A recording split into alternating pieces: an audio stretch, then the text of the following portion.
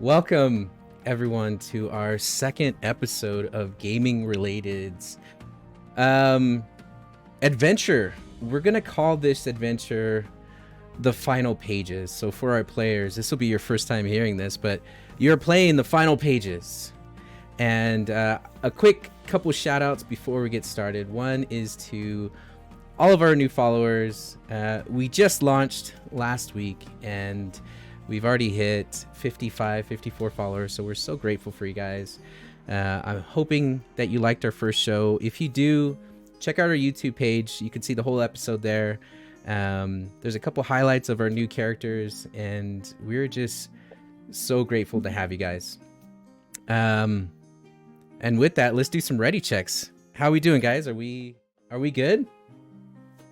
I'm good. I mean, We're good. I don't know that I'm good. I don't know that I'm ever good. But Yeah. That's fair. That's fair. All right. Previously, on the Final Pages, you were all introduced to the world of Alira. We met our adventurers. One by one, you all had flashbacks of the past, the catalyst for your purpose here in Bearspire. You all came from somewhere, some of you with a violent story, others just looking to be someone great. Camille, the son of Bernard, went to war on the eastern shores of the Lafate Kingdom to stave off the advances of an orc tribe from the wretched ash forest. You fought with the prowess unknown even to yourself.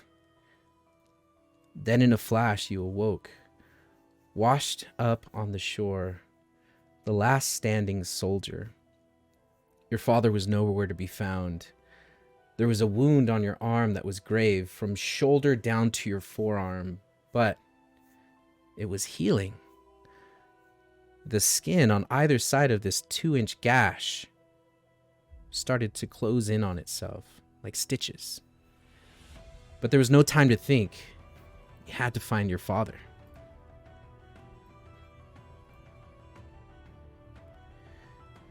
Hamish, the son of Thurball and Dodina Bonecoat, our dwarven ranger.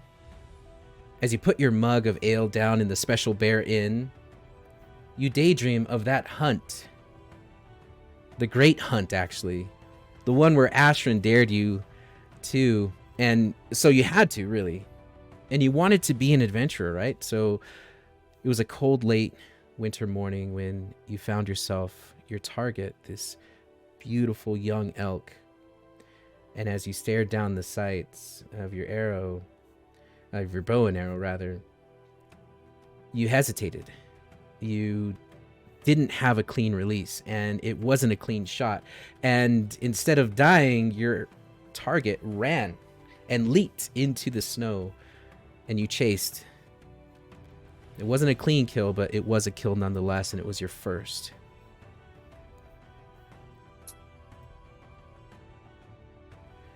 Savvy, on the board of the Relentless, found another ship, and her crew raided that ship only to find that it was empty, not a soul on deck or below its skirt. It was a successful raid indeed. The only loot Savvy took for herself was a blade, a beautiful blade that at first touch had a bite. The chilling, cold wave of energy forced your grip to unrelent. You woke on the floor of the captain's quarters in a daze. It was an odd raid indeed.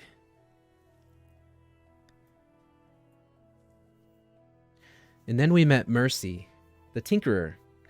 As she sat in her shop underneath the city, there she tinkered with an object that was looted by her guild, the Frost Roses. This specific item rolled off the table, and as she caught it and kept it to herself, no one in her guild seemed to care. She was the newest member of her guild, and looking a lot younger than she actually was, really took to building and fixing and engineering. And this tiny object in her hand was brilliant. And suddenly it started to twist and turn almost like a puzzle, and it formed into a tiny ship with a balloon above it, and it began to float around her head. And then suddenly it collapsed and turned back into the inanimate object that it was, more in the shape of a piton. As she kind of thumbed it in her pocket, the music of the special bear snaps her out of her daydream. And last, but certainly not least, we met Robin. Robin was is a member of a troupe of bards, and he gave up that life. We got to hear the very sad story as Carl fired him from the very troupe that his father helped create. And as the last show came and went, and as the performers gave their final bows, that wagon and the troupe that he had been part of for so long left him. And then you all found yourselves working in Bearspire, this wonderful town that's rich in the Marduk Valley. And you'd all been there for different amounts of time. Some of you have been there for a few weeks, some of you for a few months. And while you all found your own jobs, it was Savvy who was met with his boss. And as they came running in, screaming that the horses had gotten loose, you felt the rumble. This steady rumble that shook the ground beneath you, and the horses spooked and ran from the ranch and into the woods to the north. And you all gave chase. In the woods, as you found the horses, you all took a spill and into this beautiful cave with these otherworldly type of plants. You are basically in another world, good 30 or 40 feet down. You found that there was a tunnel. You decided to explore it a little bit, only to find this very large crevice, and instead decided maybe it's better that we head back. We're a little bit banged up. We're a little bit bruised. And so we're heading back. And I wanted to start our session with Robin, because you said you did something really cool. And all I see here is that it says, Robin did a really cool thing to get over the rock. Robin, It was really cool. what was this cool thing that you did? So it's that type of thing that when you see it, you go, wow, that was really cool. And when you tell people about it, they go, you know, that sounds really cool. And Well so said. Well the said. cool Yeah. thing happened. Wow. Yeah. That is an amazing description. So, I mean, where's the lie? they call me a wordsmith, painter with syllables. Who? Who? People, everybody, they're around. You'll hear them. Okay. I'd like to meet these people. Well, if you could see the map, you are currently in this tunnel underneath the forest canopy. Basically, the ground has given out beneath you, and here you find yourself.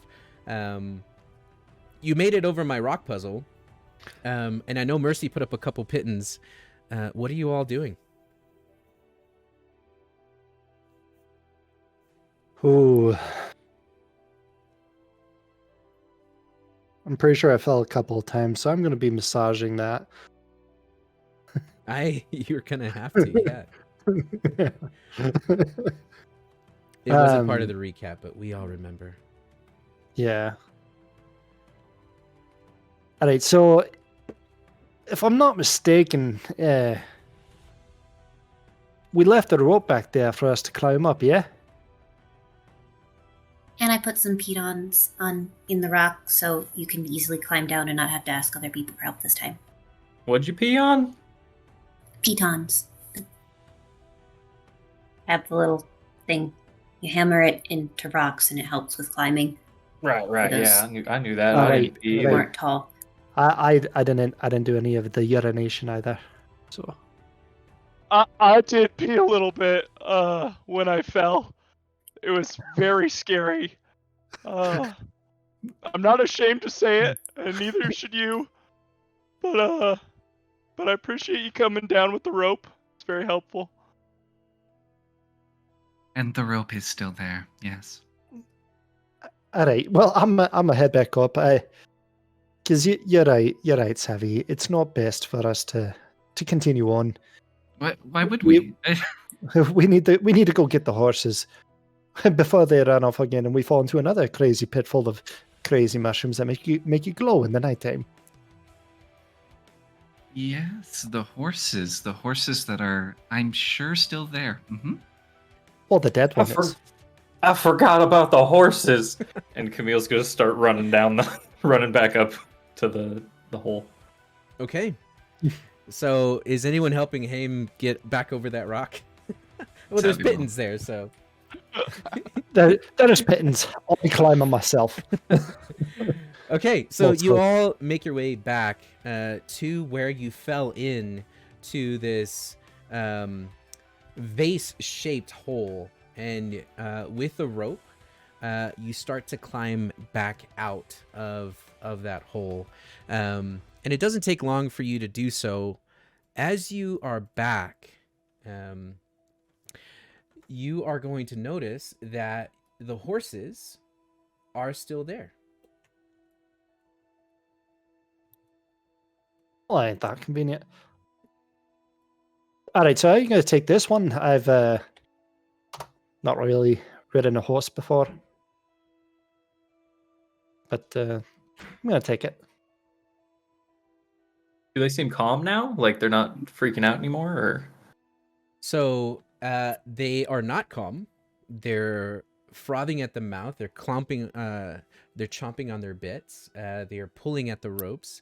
That pattern, that the 4 hits followed by the shaking of the ground, that actually is still happening. It hasn't stopped. Now, the ground itself isn't falling anymore, but you now see that since you've been down there, there are there's proof, like there's evidence that some of the trees have also fallen on the path that you were on.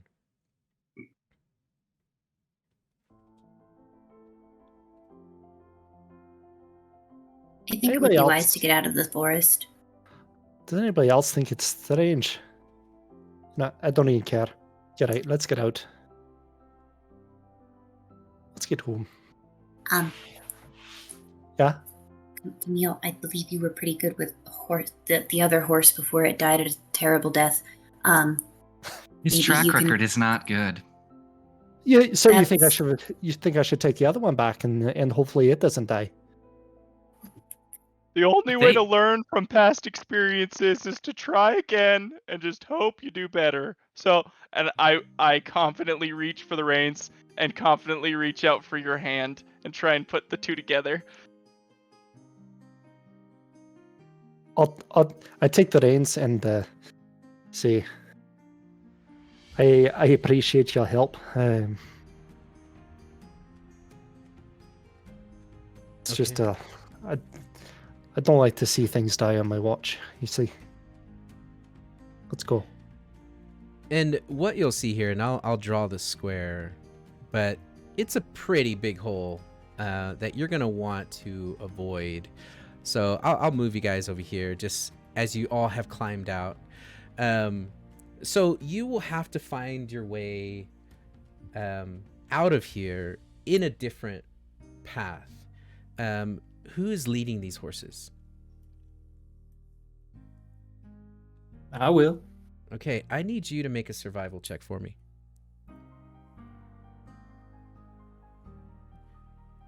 Yes. There it is. Okay. All right. Okay, so you do find a path. It's just straight to the south. There's a couple trees that you're gonna have to jump over, and so are the people that are with or the horses. They're gonna have to jump over as well. So you make your way over to this side here, and I'm just gonna move the rest of you. And you have a horse with you. Who's behind you? I need marching orders. I'll go second. Okay. And you have your horse behind you. Mercy's not being anywhere near the horses, so she'll be like 10 feet behind. Okay. And I'll Robin, take third. you'll take third. Okay. I'll walk with Mercy. Okay. I'll try and comfort her. Okay. How do you do that?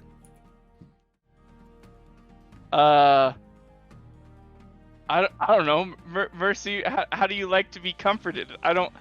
Mercy doesn't strike me as the person who enjoys chit chat for chit chat's sake. Maybe, I don't know. She's just probably keeping quiet more as to like being in like cautious. Like she's like they could freak out again and go running in another direction, but also calculating and will comment whenever the vibrations are about to happen again. I'll probably just pay Mercy a little compliment. Like, that math you did back there was really good. I'm also scared of horses. But the trees are pretty. Maybe I'll ask a science question, like how do the rocks form like that? Something like that.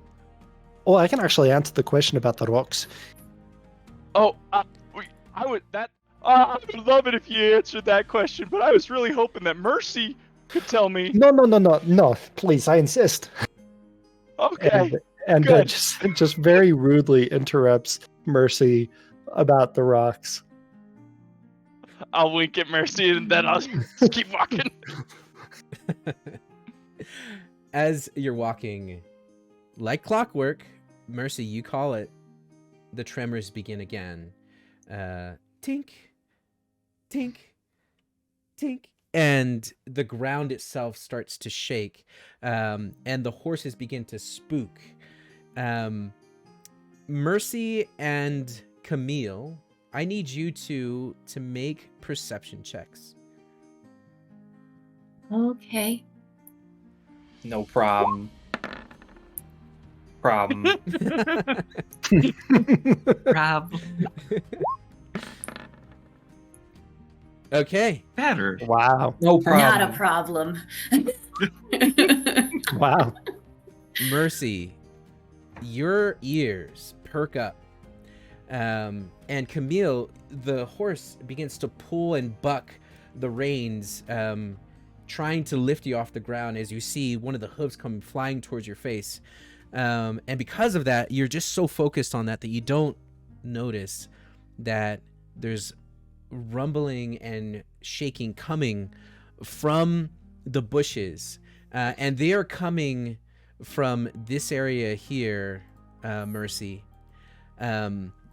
And you see it's almost like it is splitting the bushes and the growth in this area, and they are making a beeline towards both him and Camille and the horses.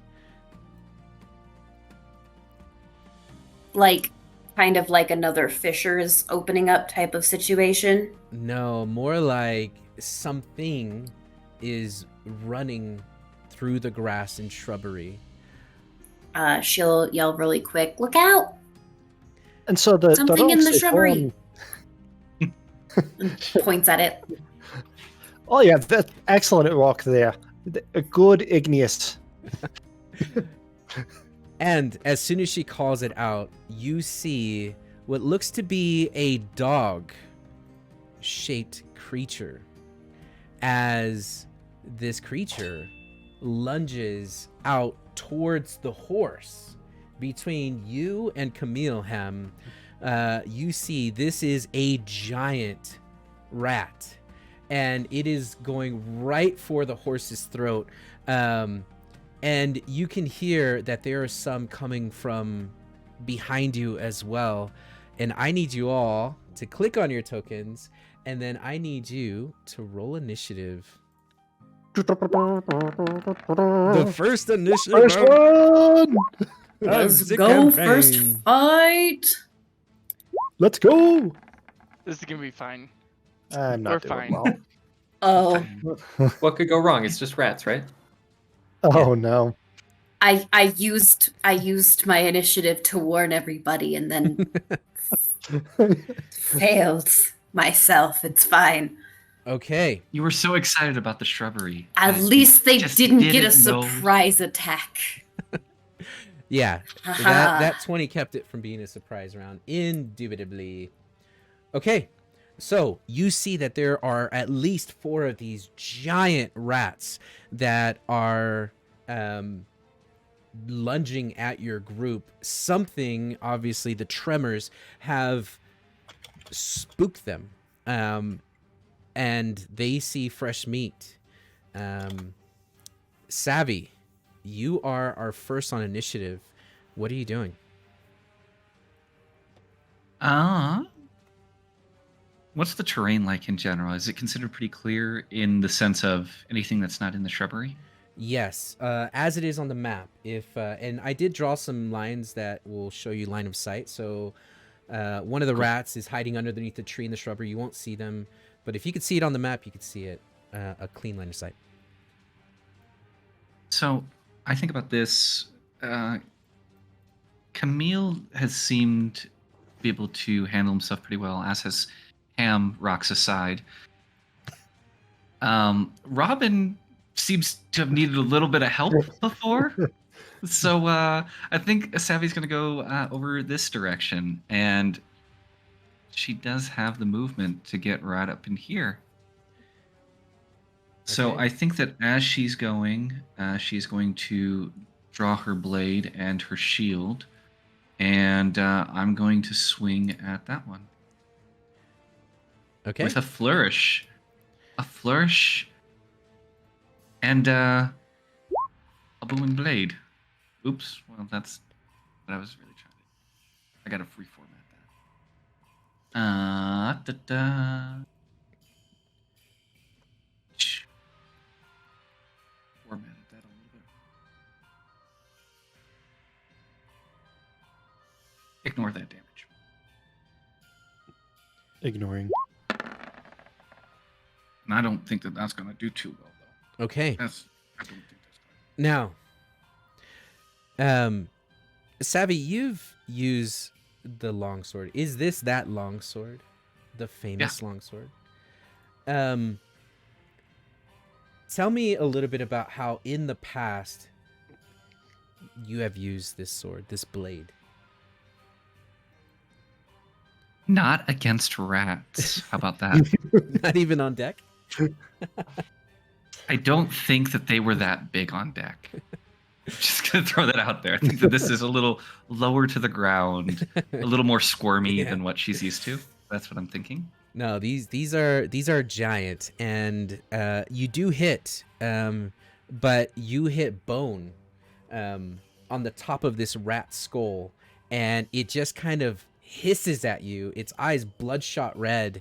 Its tail is as long as your blade, and it did not seem to phase it at all. You're right. You've never fought anything like this. It is now the rat's turn, and the first rat is going to leap up onto the horse, and you're going to see as it bites down on the horse,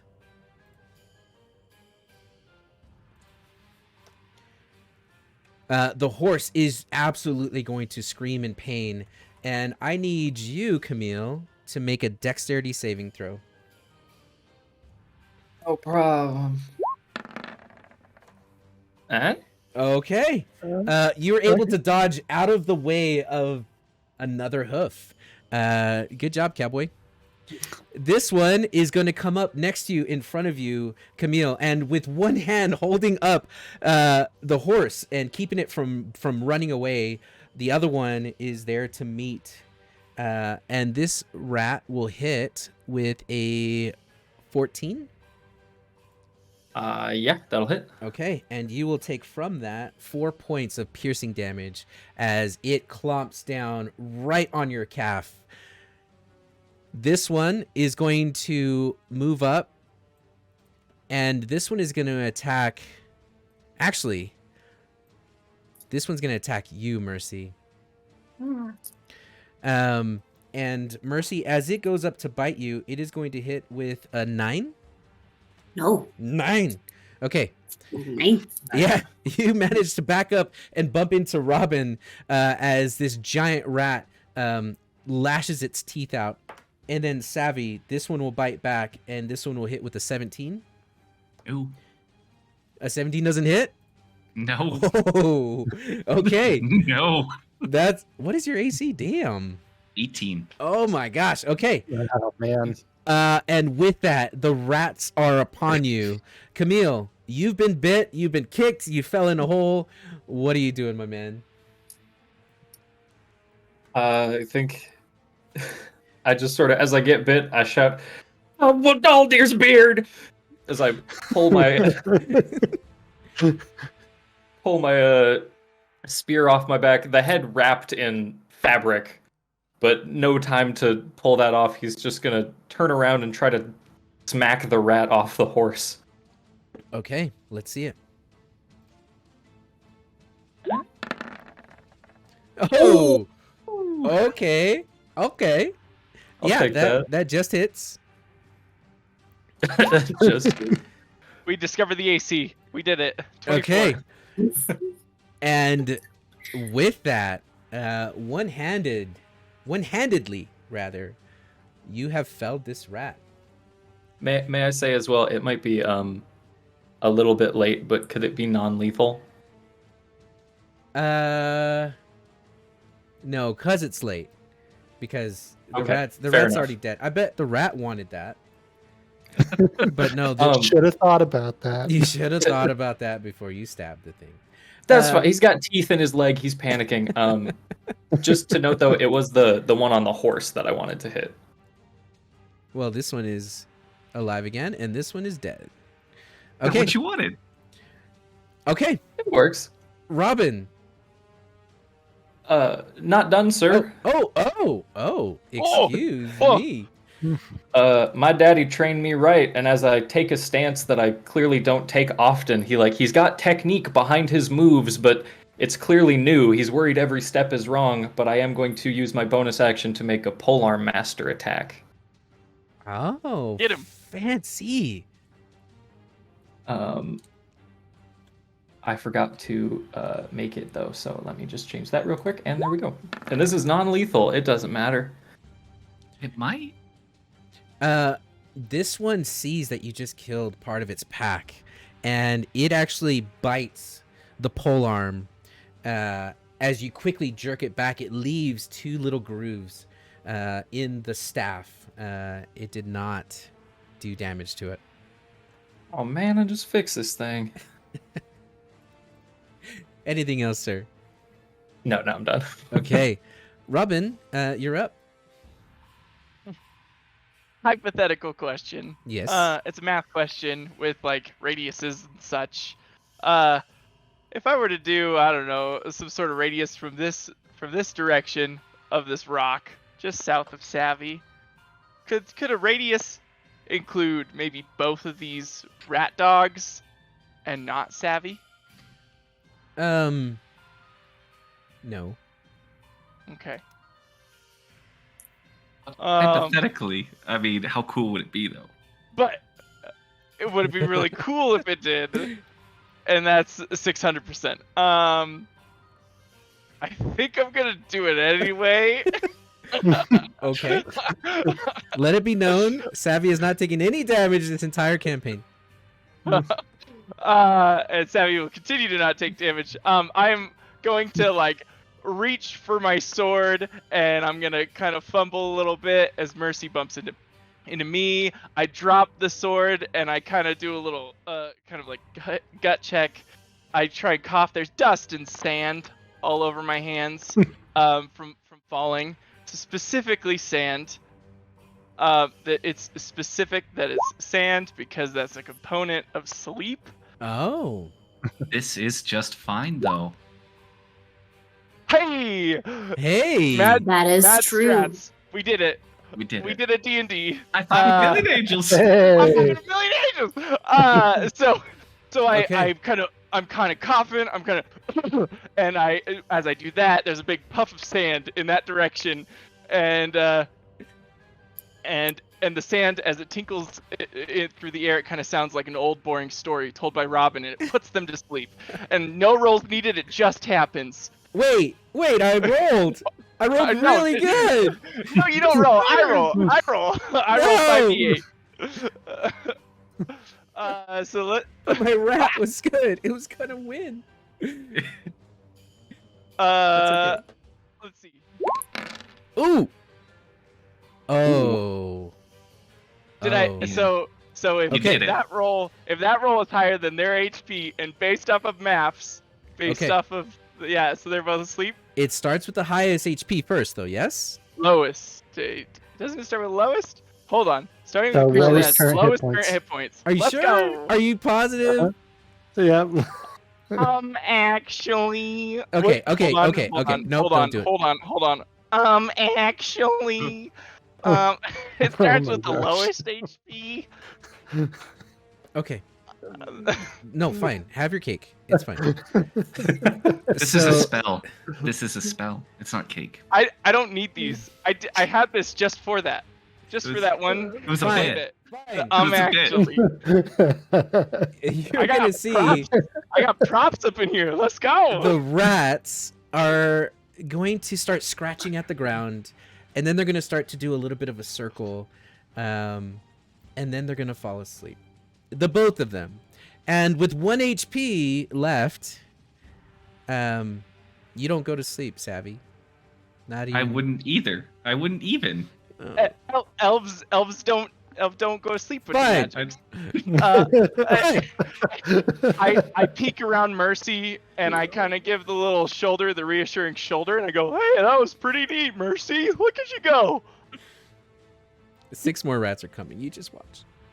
And as my bonus action, I am going to give a point of inspiration to Camille, and I say, "Hey, Camille, that was pretty good." Thanks. What? You did it. You did good. Okay. Do it again. Okay. Okay. And with that, Hamish, it's your turn. As the rat was pole-armed and stabbed to death, you see the other two rats are laying on the ground, and it is now your turn. Hey, well, listen, he's still alive. Did you even leave any for me? Do I even see? There's any teeth more in my rats? leg. Help. Oh, right. I pull out my dagger and go for that last rat. Okay, what are you gonna do with the horse? I'm just gonna let him go. Okay, you let the horse go. He's got rat teeth in his leg. I can't. The horse is going to go. Just saying. Okay, Not the horse's turn. it's not the horse's turn. It must wait for its turn, but it wants to go. Okay, so you go ahead and move up. You jump over the dead rat, and you come up side by side. And you can move your own character. I didn't mean to move you, but you can move your character. And then a nat 20. Yeah, let's see the damage. The very lethal damage. Unless you say otherwise. Unless you tell me otherwise. It's a non-lethal Uh, stab. Okay, I'm sorry. I'm failing. Let me just roll it twice. Okay. And- Even without modifiers. It's enough. It's enough. And with that, Yeah, you are out of initiative. Whoopity-doo. not to break the fourth wall and tell our audience, but we're riddled with technical difficulties over here. One of us can't control roll 20. I can barely stay in Discord without it crashing. We're having a great time. That's what Yes. you're gonna get from gaming related that you don't Technology. get from those other streams. And it- Technology at its finest. Also, it says we're on the first episode. It's the second. I don't know how to change it. Oh, I don't know. I should have showed you how to We- change it before. We are crushing it. It's okay. I'll change What it in is- post. We'll do it in post. That's- Guys, We'll we're fix it in post. professionals. We're We're doing it live. 100% We'll do it. professionals. You'd be over in the big guys channels. You came here for a reason. You came here for chaos, and by gosh, you're gonna get it. I thought they came here because we asked This them is to. fine. This is fine. This is fine. Don't I- give, don't I give it away. know that you said we're out of initiative, Yes. but I'm killing that rat. You realize that, right? Like that's happening. I'm, Yeah, they're That's only not, giving you not sleep for a going to minute. happen. I'm not going to Like- stop you. Yeah, I know you. Yeah. I'm telling you, it's gonna happen. Yeah, well, Savvy's killing the one. I'm killing the other one. We're gonna stab. It attacked me first. And that's my reasoning, right? Like, Okay. I it's not my fault. It was aggressive. Okay. Yeah, it's the rat's fault. It's Yeah. the rat's fault. Yeah. Yeah. Yeah. Yeah. Yeah. Right. He's coming right for me. Okay. You see Go ahead.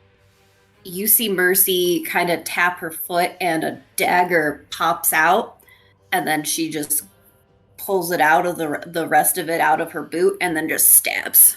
Ooh. That's really cool. That's Okay. pretty dope. Okay.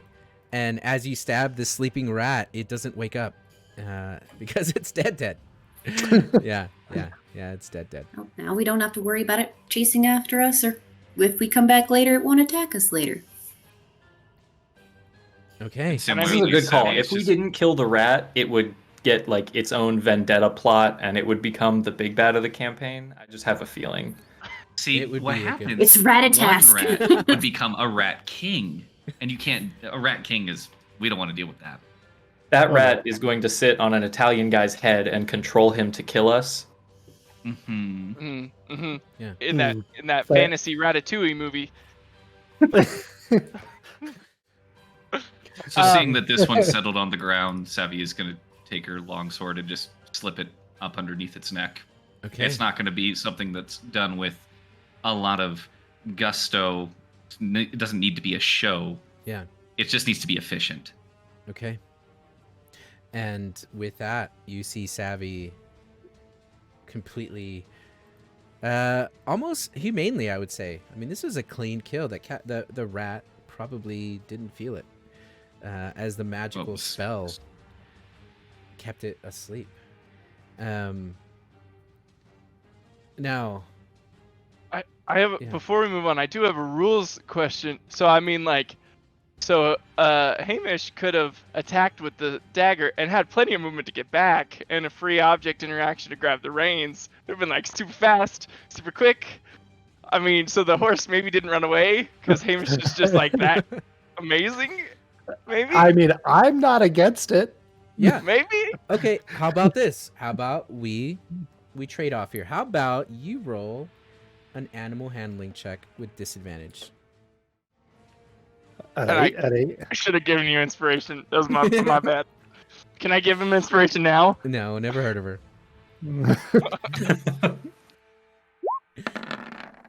Oh, we're golden. Okay, We did it. he does go and grab the horse. And it's the same horse that stomped you before, and it's gonna stomp you again. Son of a.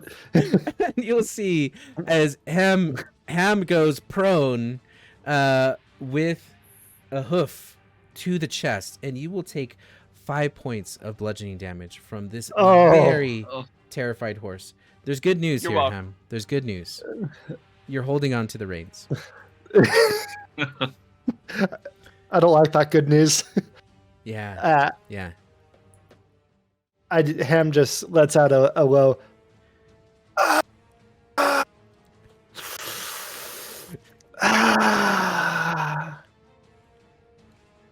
If it is not too big of a deal, I'd like to make a humble request that somebody other than Ham and I take these horses. He's like clutching his still bleeding calf. Yeah. Yeah, Ham's not doing so hot, guys. I've been riding horses and leading wagons since I was a baby. I'd be happy to. Lead. What? Yeah, I'm super good with horses and such. And I reach out for the reins. I just Mercy wanted to looks very give you an confused. opportunity. You seem like you really wanted the horse to like you, and honestly, I think you guys are getting closer. You're working out your differences, and I think that's important. But if you need space, I'll take the reins. I think I need to be riding this horseback. I'm not sure I can properly walk. Yeah, here, and I'll kind of put my hand out to help be the stirrup. Yeah, Do these have saddles on? they do. Okay, then I won't do that. You can use the saddle. Robin, as you walk up to this horse and it is stomping on Ham, the horse sees you and sees your whiskers and stops and gives you a horse hug by wrapping its neck and head around you. Oh, that's a good girl. Ham gets up off the ground, spitting up blood, some internal bleeding, and slowly throws himself. You did a good stop there. Throws himself on top of the horse. So what I'm gonna do is I'm just gonna make this horse just a tad bigger. Holy! And I'm gonna put you on top of it.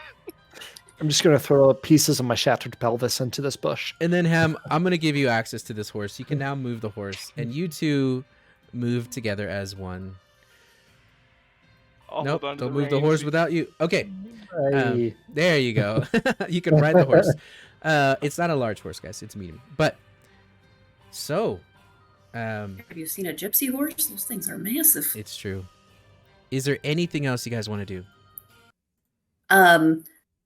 After Hamish is on the horse, Mercy's gonna go through one of her pockets again and pulls out a very strange colored drink.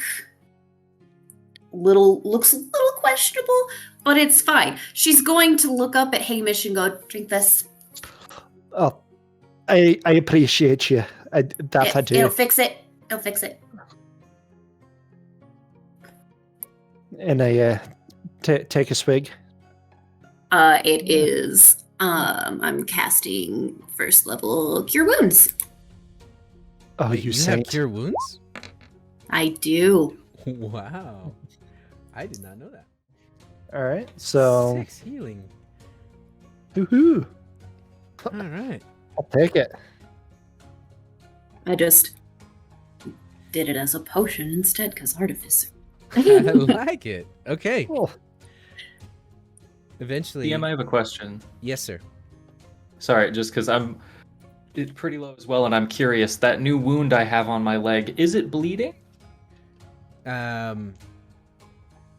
You pull up your pants, and it is bleeding. Okay. 2 steady streams of blood, to be exact. Just gonna pull it up. Cool. Can somebody take the horse? I think I'm gonna faint. I'm real good with horses, and I have a rein in each hand. Horses love me, and I hug the other horse. Yeah, it hugs you back, and it starts doing the lip thing, you know, like the apple lip I give thing. it a nice Oh, yeah, It's like doing that on your whiskers. I pull out some rations. I give it to him. Like, oh, yeah, it eats 2 days of rations. It loves you. They love it when you call him Chestnut and And Champion. And Champion. Rest in peace, Champion. Tea Biscuit. Yeah. Rest in peace, Fantasy Champion. Fantasy Champion. Mercy, I'm not sure what you did there, but I feel much better after drinking that. So thank you. I appreciate it. Oh, good. Still tired. I'm still working on perfecting that one, but it still helps with minor injuries. It felt pretty major when I started tasting blood in my mouth. So That's not good. You should probably see an actual doctor at some point. I agree, but thank you for your help. Okay. You guys slowly make your way out of the woods. The trembling continues. It never stopped. And as you are out of the woods and north of the ranch, move you to the map so you can see it. North of Bearspire, the scene in front of you of the town is... it's chaotic. You see that there are plumes of smoke, and the plumes of smoke are coming up from some of these buildings.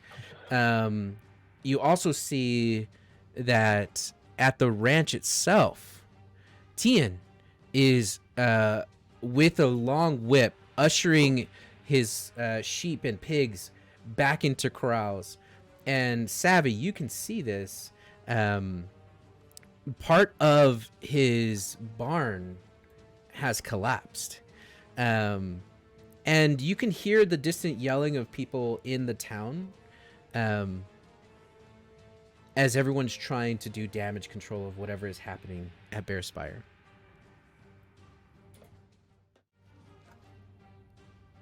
I think I'm gonna have Savvy rush to Tian to see if she can help assess what's going on.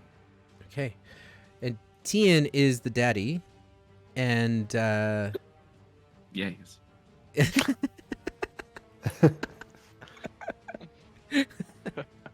That was good. That was good. Hamidi is the son. So as you rush back, and I'm going to put you all on that map. All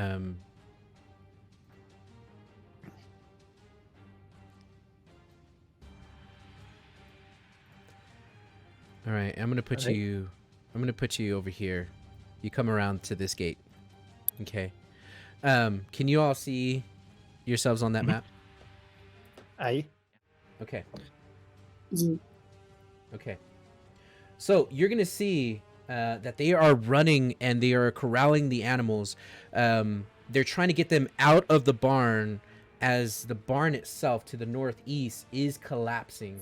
And as they see you and the two horses and they see the shape that you're all in, they're going to scream out, "Are you okay? Quickly, come." And you can see he still has a whip and he's like whipping some of the sheep and they're kind of being herded into place. You see his son, Hamidi, is bleeding. You see that his arm is kind of wrapped in a t-shirt or cloth. And he too is not in good shape. All right. I'll help get the animals in the pens. If you want to tend to them, they look a little haggard. And, yes, I'll see if I can help with any injuries. Help bandage anything up. Just make sure nothing's broken, anything like that. Okay. So you all come up and you see there's some dead animals that have fallen. You could see that to the north of this, and I'll draw it for you so you can see what I'm talking about. Yeah. But the north side of this whole barn has currently crashed. And whatever animals were inside are now dead. And you see that his son Hamidi, although in a lot of pain, is still working very diligently, and his father kind of stressed about it.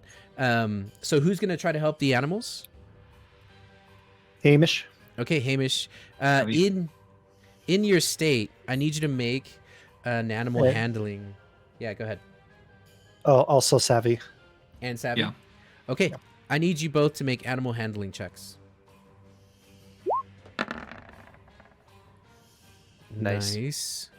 Okay, so you were able to yell and clap and get these animals away from the barn as you can hear the cracking of timber underneath this.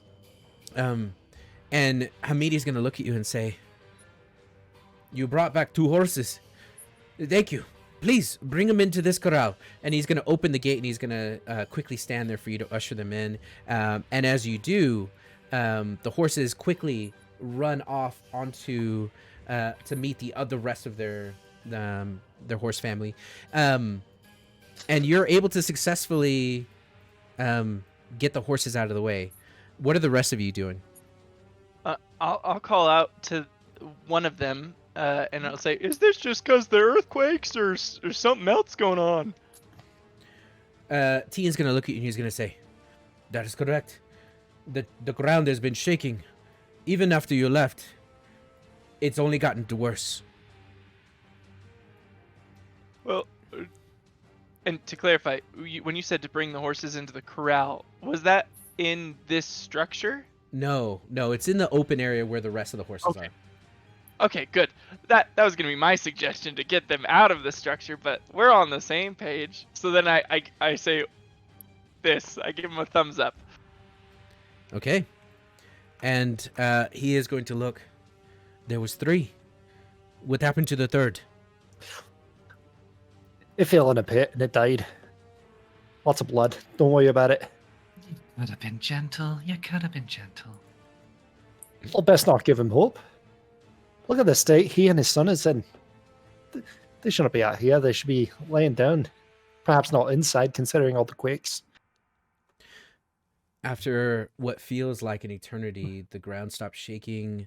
The barn stops its collapse. Just a corner of it has fallen to the ground, but the rest seems stable. And he looks and he says, "That'll do for now. Until whatever this is stops. Everything's okay." And you kind of look at the house, and you could see that even the house, like a lot of the ceramic tiles have slidden and fallen off the top of it. And you could see that there's broken flower pots. Some of the fence has collapsed. And eventually he's going to have to fix that so that the animals stay put.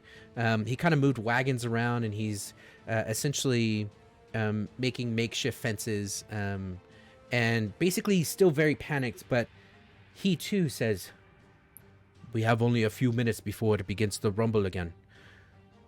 But Exactly 3. Yes, that is correct. And he's going to look at his son. Go into the town, find help, see if you could do more help. I will stay with the animals. And you see his son Hamidi just kind of give a nod and look to you all. No, I really think he ought to be best, and he doesn't look right. We can go get some help. Okay. But we can go. And with that, you are essentially north of Bearspire. And it was quite a run to get back to that part of the town where the inn is. What are you guys doing? Where are you going? I was thinking the inn. I mean, that makes a lot of sense to me. Yeah. Okay. Perhaps the church in the center, common gathering place for people. Okay. As you are all running through the town, you are going to see that there are families all standing outside, just with their hands on their head, like, what in the world is happening? You see that most of the structures, for the most part, have stayed up, and that's because they're built with stone and clay. Bearspire itself is a more rich town than most, so these are actually pretty sturdy structures. But you guys continue to move through the town, and you make it to the inn. Yeah. As we are moving through the area, do we notice like any open pits, or because in the woods that's what happened? There was a lot of rumbling, and then it opened up the great pit in the ground. Is there anything that looks similar to that on the way as we're kind of observing around? No, you don't see that there is any holes or sinkholes, rather. And it takes more than 3 minutes to get to the inn. And as the next earthquake happens, you are all in the streets, and there's enough space on either side that you don't have to worry about anything falling on you. But yeah, no holes in the ground. Then does it seem like as these things have been going on, have they, I mean, I don't know how she would really have a sense of this, but are they getting stronger, weaker? Does it seem about the same? Because they weren't in this area initially. It was located in the woods, so it's obviously migrated or traveled. Good question. Make an intelligence check.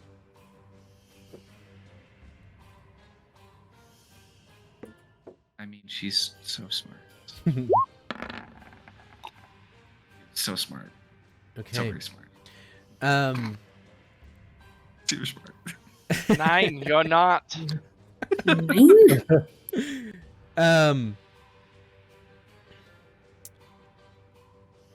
You don't see that you don't feel that the tremors are getting worse. They are on pattern. And as you make your way through the field between the church, that is the blue building, and the inn, the tremor stops. The 3-minute comes and goes, and as you all prepare yourself on Mercy's call, it doesn't happen. And at the inn, you see that everyone that was inside the inn is now outside of the inn. And you guys come up behind the inn. And there you see the 2 dwarfs that run the inn. Leary Ironhilt, the 55-year-old male hill dwarf, and his spouse, Ulfar. And they kind of greet you and say, well, you look like you've been through hell. What the hell is happening in those woods over there? Hell. Hell is happening in those woods. Sinkhole. Crazy places with mushrooms. A rat or 2. They're big, though. Unusual sizes, at least. Fantasy rodents of unusual size, yes. And you'll see the dwarf kind of still in apron. You see that they brought out one of the barrels of ale and some of the food, just things that are really important to them. And he'll look and say, "Are you all right, Camille? Here, go have a seat on the wagon." And they kind of usher you over to the wagon as one of the patrons quickly starts to just tend to your wounds, and he starts to put a bandage with some ointment on it. Well, Mighty kind of you, mighty kind of you. here's the thing. We actually came to find a little bit of some answers, if there's any to be had, and also get some help for those on the hill. I forget the name of the farmers with the horses and the sheep, but they're up there. Need some help. He's gonna look at you, Robin, and he's gonna say, Naleli came by, and she was looking for you. And as you know, Naleli is the one that runs the Bearspire court office. She is essentially in charge of the stockades and the prison. She's a tall, slender half-elf. And he'll say, it's the tremors, they started to knock things over. And when we went outside, we just saw birds flying. We saw deer and animals running out of the woods. But that's it. Nothing else. It's just really freaky. If there's anything going on at the farm, we don't know of it. We've just stayed put. And we're waiting for Naleli to tell us what to do. Robin. And I know you're new here, boy. What do you think? I think those tremors were pretty bad. That's when you look around, you kind of that's what it makes you think. Yeah. What I will say, and she's probably my boss, right? Yes, she is your boss. So probably the reason she was looking for me is because I was putting off going to work as town guard, because thought I'd have another pint with the friends. So probably the wrong day to do that with all the earthquakes and such. It's not not a great timing. But, I mean, the earthquakes would have happened all the same if I were on duty or not, right? They're all kind of looking at you, kind of confused by what you're Right. talking about. And they'll say, it's 2 in the fucking morning.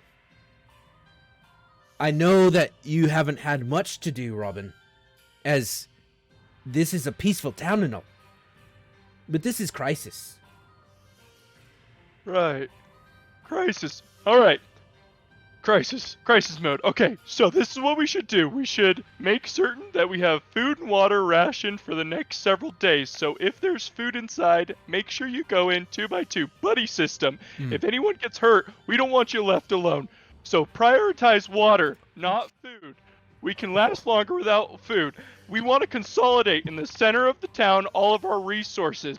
And once we're there, we're going to make a makeshift med tent. All the injured, we need to make sure that we prioritize their injuries. If they're really badly hurt, take care of them first, right? If you're not very badly hurt, you don't get a cot if you can walk. Sound good? One of the patrons, who's still in like their full one-piece pajama set, with the butt flap, drops his cup of ale. Holy shit, Robin. I'm going to give you inspiration for that, because that was inspiring. And they immediately start putting their hands on each other's shoulders saying, you're my buddy. Okay, you're my buddy. And if it's not like the Boy and Girl Scouts, they start going 2 by 2, and they start running back into the inn, and they all kind of give you a yeah. Now, as soon as they disperse a little bit, I turn to the group and I go, I really hope that was the right advice. Because if it's the wrong advice, then I really screwed the pooch. So, if that was bad, somebody should stop them. But if it was good, we'll just let it ride. very nice, Robin. So you find yourselves kind of alone. Camille, my dude, my buddy, my pal. This man who is tending to your leg takes a bandage out of his pocket. He starts to wrap it again. You feel a slight burning sensation and a heartbeat in your calf. And he slowly stands up and says, this wound, it's infected. Whatever put those teeth into you was foul. And if it truly be rats like you speak of, if you don't tend to this soon, it is going to become very bad news for you. You telling me I got rabies? This is not rabies. This is... They were giant rats. Is it giant rabies? Just find a way to treat it. It's poisonous is what it was. All right, but I mean, the teeth look pretty clean. They were pretty white. Are you sure? Like, Camille will be like looking at it and kind of poking at it. Can I pour salt in the wound? No, it's bandaged. Actually, He's gonna say venomous. I fucking know it. venomous. Fucking know it. Do it. Okay, there went your inspiration. Take that off. You No. no longer have inspiration. No, I lied. You've got You know the what? inspiration. You're uninspired. You know what? That Worth lasted it. long. Worth it. Actually, he was referring to what was in my bloodstream, not the creature. And a substance can't be venomous. You poisoned the rat, and that's why it died. Okay, look, fix it, or your leg's gonna fall off. There. Savvy? I'm not saying your name, Savvy. I'm saying is everyone. Savvy, he wants No, you. Savvy's come over there. He wants you to look at Damn something. it. Damn it. Savvy comes over. I'm sensing a Savvy comes theme. Savvy comes over. No, I wasn't calling you. Okay, you come over anyway. That doesn't look good. No, that what that the rat? The rat did that? Yeah, it bit me right on the calf there before I even really saw it coming. Savvy, do you have medical expertise that I don't particularly know about? And I'll look to the guy and I'll be like, why'd you want her to come over? Well, I can cut it off. I can Oh. do that. If that's I can what we off- need, I can that'll stop it. I can offer a little bit of help. You see, if I you have medical expertise. that's true, and she'll back me up when I say this. You got to get your heart rate up, and make sure you exercise a lot, as that helps disperse and eliminate the poison in your blood. No. Really waters it down, does it? It does, yeah. No, that'll just bring it closer to his heart faster and kill him faster. Oh, well, that explains a lot. Mercy, you seem to kind of know what you're talking about. Do you think this is infected? I will check it over. Medicine well, check. all right. If it is, again, you've got a pole arm already. That's half a And, you know, crutch. Savvy, like the offer, so appreciated. Like from the bottom of mine, bless your heart. We'll hang on to that for a moment. I got a quarterstaff you can use. You making fun of me? Well, yeah. Sorry, I couldn't help myself. Mercy. This wound, you smell the cloth, and it doesn't smell good. It smells rancid. It's got a little bit of a sulfuric hint of it. And you've smelled blood before. It smells a lot like metal, and when you're tinkering, you kind of get that smell on your clothes. This smells worse than that. It's not good.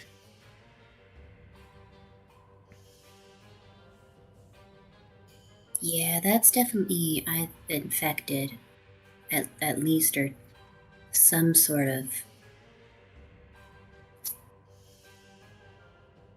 venom or bacteria. Could be a bacteria. Shoot dang, man. I was really hoping for... Alright, well. Guess a doctor's visit's in my future, huh? Yes, definitely. I can't fix. I can't. I don't do bacteria. I'm not quite sure what that is, but Yeah, I ain't never heard that word before, but I'll trust you. Rumor is there's a med tent at the center of town, so you can go there. That's a good That's idea. a good... Really? How did we miss it? Alright, yeah, sure. I'll start heading for the med tent. It's a real early rumor. It's actually one I'm trying to get started. We should start a med tent. Yeah, you get to the med tent. There's not one there. It's just the center. Oh no! And- You know how they say rumors are quick as wildfire? Not this one. This is a bad rumor. Also, the center of town is literally 50 feet in front of the inn. We can see it. Yeah. On the other They side of the inn, They misheard you. It's just a guy named Ted with a first aid kit. They thought you said Med Ted. Dang it, Med Ted. I was really hoping that you go to the med tent in the center of town, and while you're there, just set one up, because we need one. So it doesn't take long before the dwarf comes out, and he says, "Well, listen, everything's fine. I don't see a reason to panic anymore. I mean, the rumblings have stopped, and it's the middle of the night. Do we go back inside then?" No. That's I like the idea.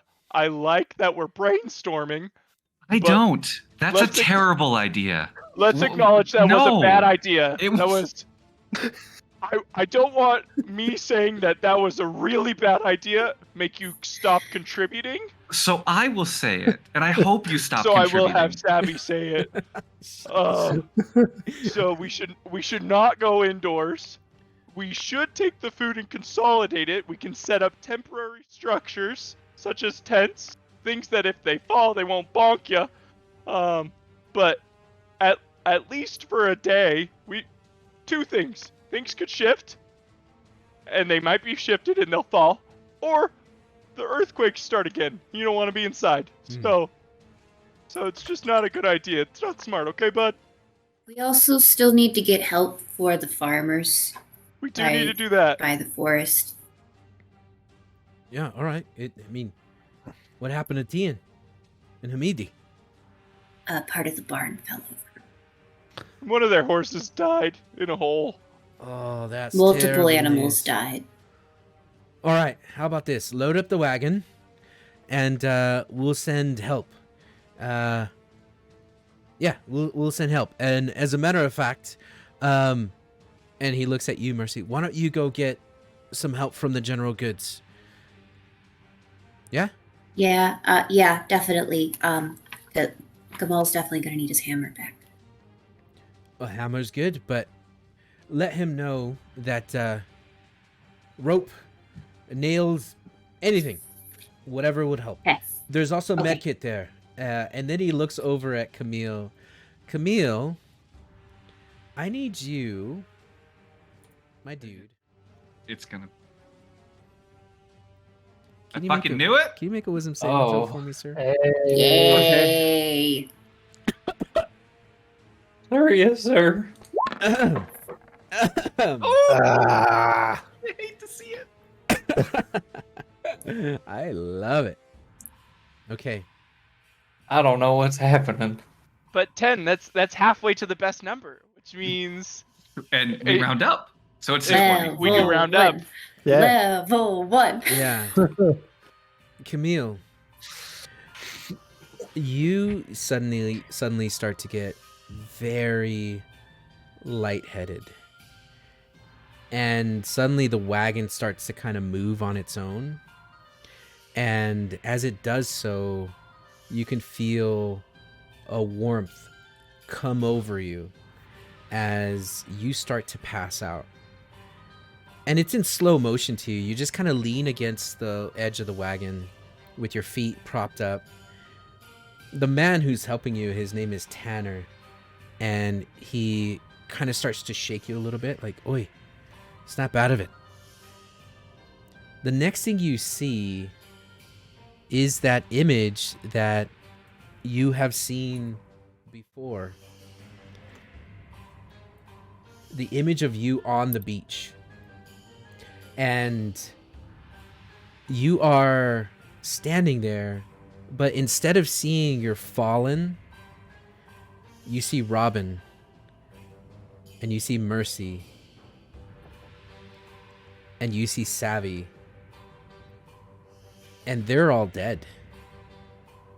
Oh, And as you look at the ocean, a huge wave is coming towards you. And what first looks like sea kelp actually has humanoid facial features. And it is huge. And as this wave is coming towards you, the tentacles of this creature reach out of the ocean wave towards you, and it body slams you. And as the wave washes over you, you come to, and you're back, and you kind of open your eyes,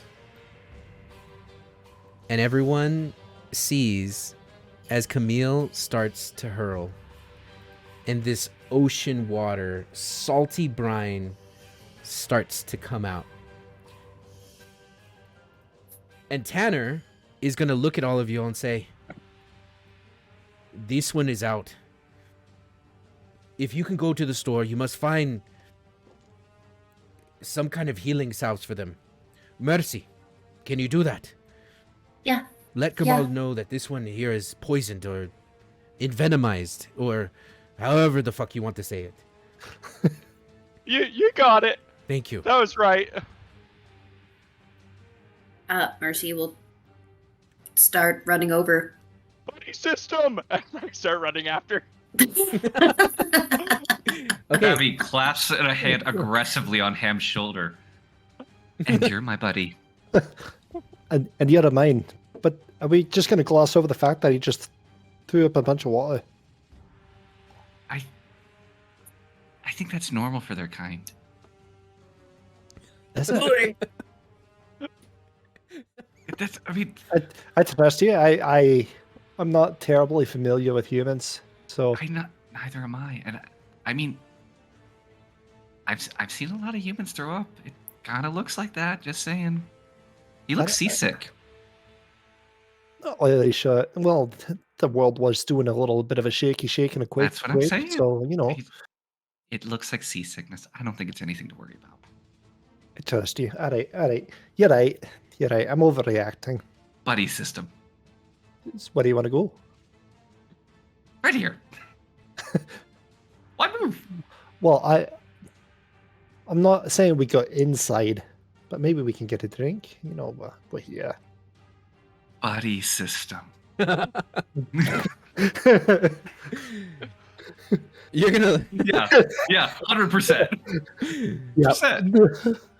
You're gonna see That's gonna be our saying from now on. Buddy system. Buddy system. Lady, the dwarven owner is gonna look and say, well, fuck it. I mean, it's 2:30 in the morning. All the rumping and stomping is stopped. This one is passed out. Yeah. You heard Robin. Liquid. Help, Liquid's important. help me lift the barrel. And he goes to grab one side of the barrel to lift it onto the cart that Camille, you're not doing so well, buddy, but you're awake. What are you thinking, pal? I'm going to help her lift. I think I'm just so out of it with everything that just happened. I don't feel good. I'm throwing up a bunch of water. I think I'm just throwing up, and I'm like, I don't remember eating this much salty stuff. Okay. Well, then you fail to notice the shaking of the wagon as a barrel is heaved on top of it on the opposite side as Leedy uncorks it and basically starts to have a drink. He goes and he sits on the hill right next to your wagon and just has himself a nice little sit down in the middle of the beautiful night. I think that Savvy's actually going to Philistine, and after she does, she's going to walk over next to Camille. You really need to rehydrate. Do you feel up to it? I've done this a lot. It'll help. I don't really know if I'm going to be able to keep anything down, but I'll give it a shot. We could try. Well, I mean, what's the worst that can happen? You throw up a little bit? That's the spirit buddy system. What's the worst that we're here? Buddy. You're the doctor. You're gonna get drunk? That's so smart. Yeah. So somebody wants to offer some ale. Don't worry about it. The idea here is, you feed him the drink and I'll explain it to him. The more you drink, the more it kills all the weird things that live inside your body. I think Mercy called them bacteria. I don't know. When I've been at sea, we didn't drink water. You didn't drink the water. Think about it like that. It's healthier. It is. All The right, dwarf then agrees. Then why are we talking about Bottoms it? up. Give me some. Okay. Camille, you have never tasted such sweet nectar from the gods. And it is like the electrolytes in this ale that you're drinking immediately revitalize you. He looks better already. I do feel a bit better if I'm being honest with you. 2 seconds works later, wonders. the opposite of everything I just said. As you can't hold it down. That ale comes out of your nose, out of your mouth. It is not a good time to drink ale. Okay, we're giving a mixed message. What is our official stance? Should we drink when we have problems, or should we not drink when we have problems? What's the official stance? As long as there's a buddy system, it's okay. Buddy system. Buddy system. That's his Okay. problem. He didn't have his buddy. Disclaimer: Is it the events odd that number? take place within the game are not the official stances of gaming related. Bingo. I'm not saying they're Our not the minds. official stances. Gamal, or sorry, not Gamal. Mercy, you are running and you make it to Gamal's trade store, the Stone's Throw trade store. That's the name of it. I just came up with that. And the Stone's Throw is currently closed, as it should be, as it's 2 in the fucking morning. What are you doing over there? I mean, is there a back door that usually when I work there, so I assume I know where the back door to get in for those who There are is a workers back are. door, yes, and it is locked. Yeah. And the key is under the mat.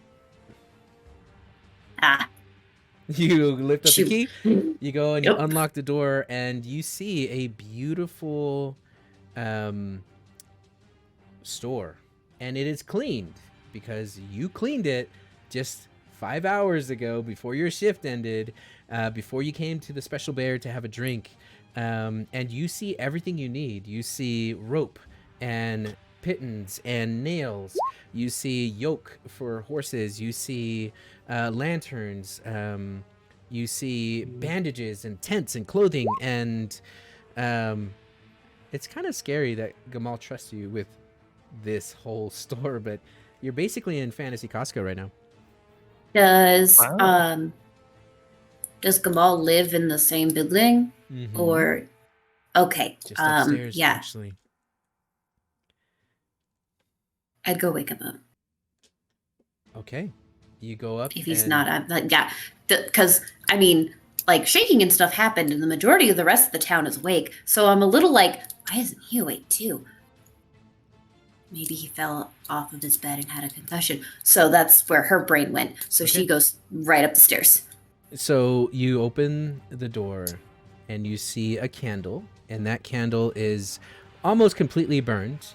And you see there are 2 people in the bed. One of them is Gamal, and Gamal has his hand kind of slumped over and on the ground. You see there's a spilled cup of ale. And you see next to Gamal is another person, and that person is also sprawled out, and her face is kind of buried in his armpit, and they are both snoring. And the smell that comes from this room is almost as pungent as Camille's wound, but in a different way. A sexual healing way. But they're passed out. I start to play Marvin Gaye on my lute. Fantasy Marvin Gaye. Fantasy Marvin Gaye. Let's fantasy Marvin Gaye. Get it on. Yeah. Allegedly. Knock, knock, everybody coming in. Oh, okay. So what are you doing, Mercy?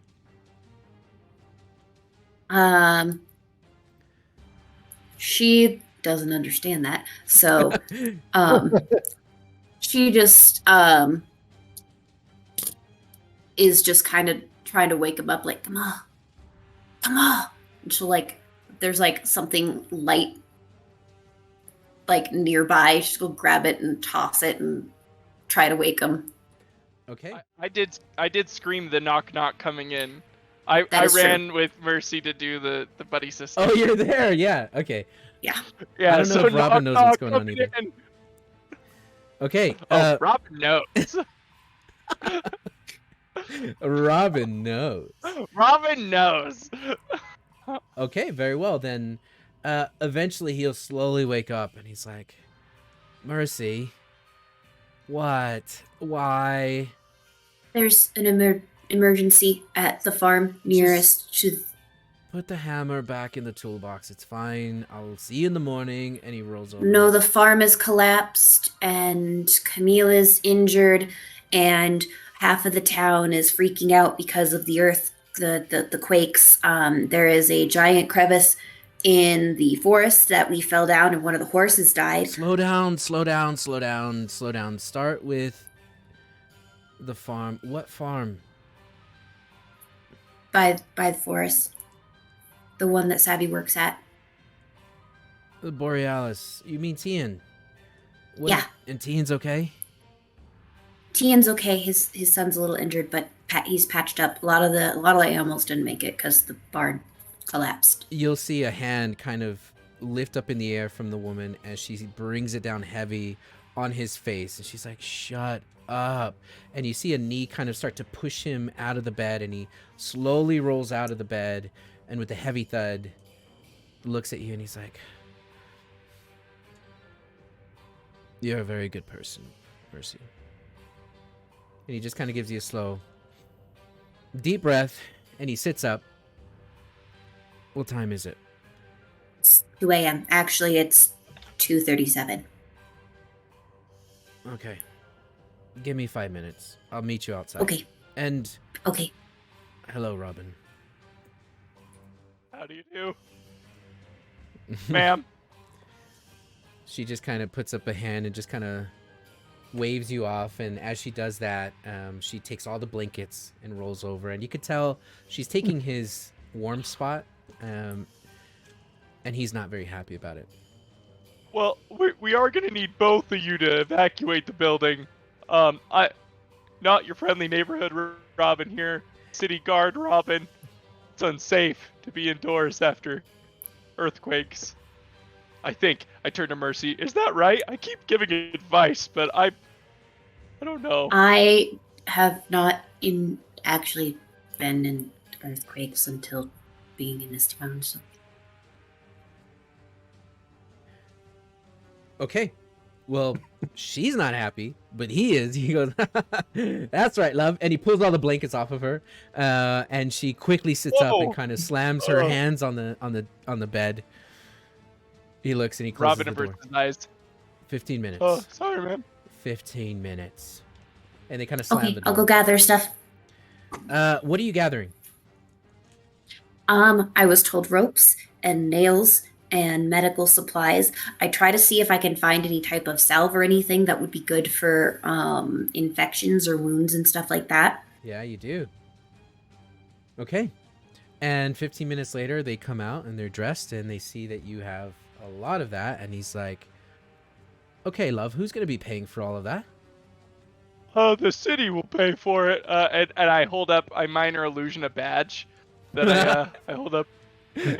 Time of crisis. Persuasion check with advantage as you illusion a badge, which I don't think this town has one. Let's see.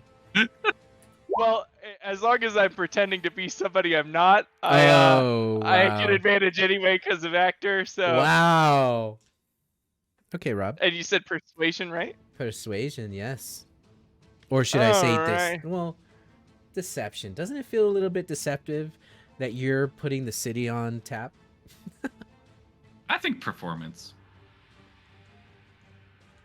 I don't know. You're performing a lie. The city's not. Oh, I paying guess for it is only. I guess it is only performance and deception. Yeah. So let's go deception. I like deception. Well, it was the other lady who told us to grab the stuff, right? No, it was Tanner.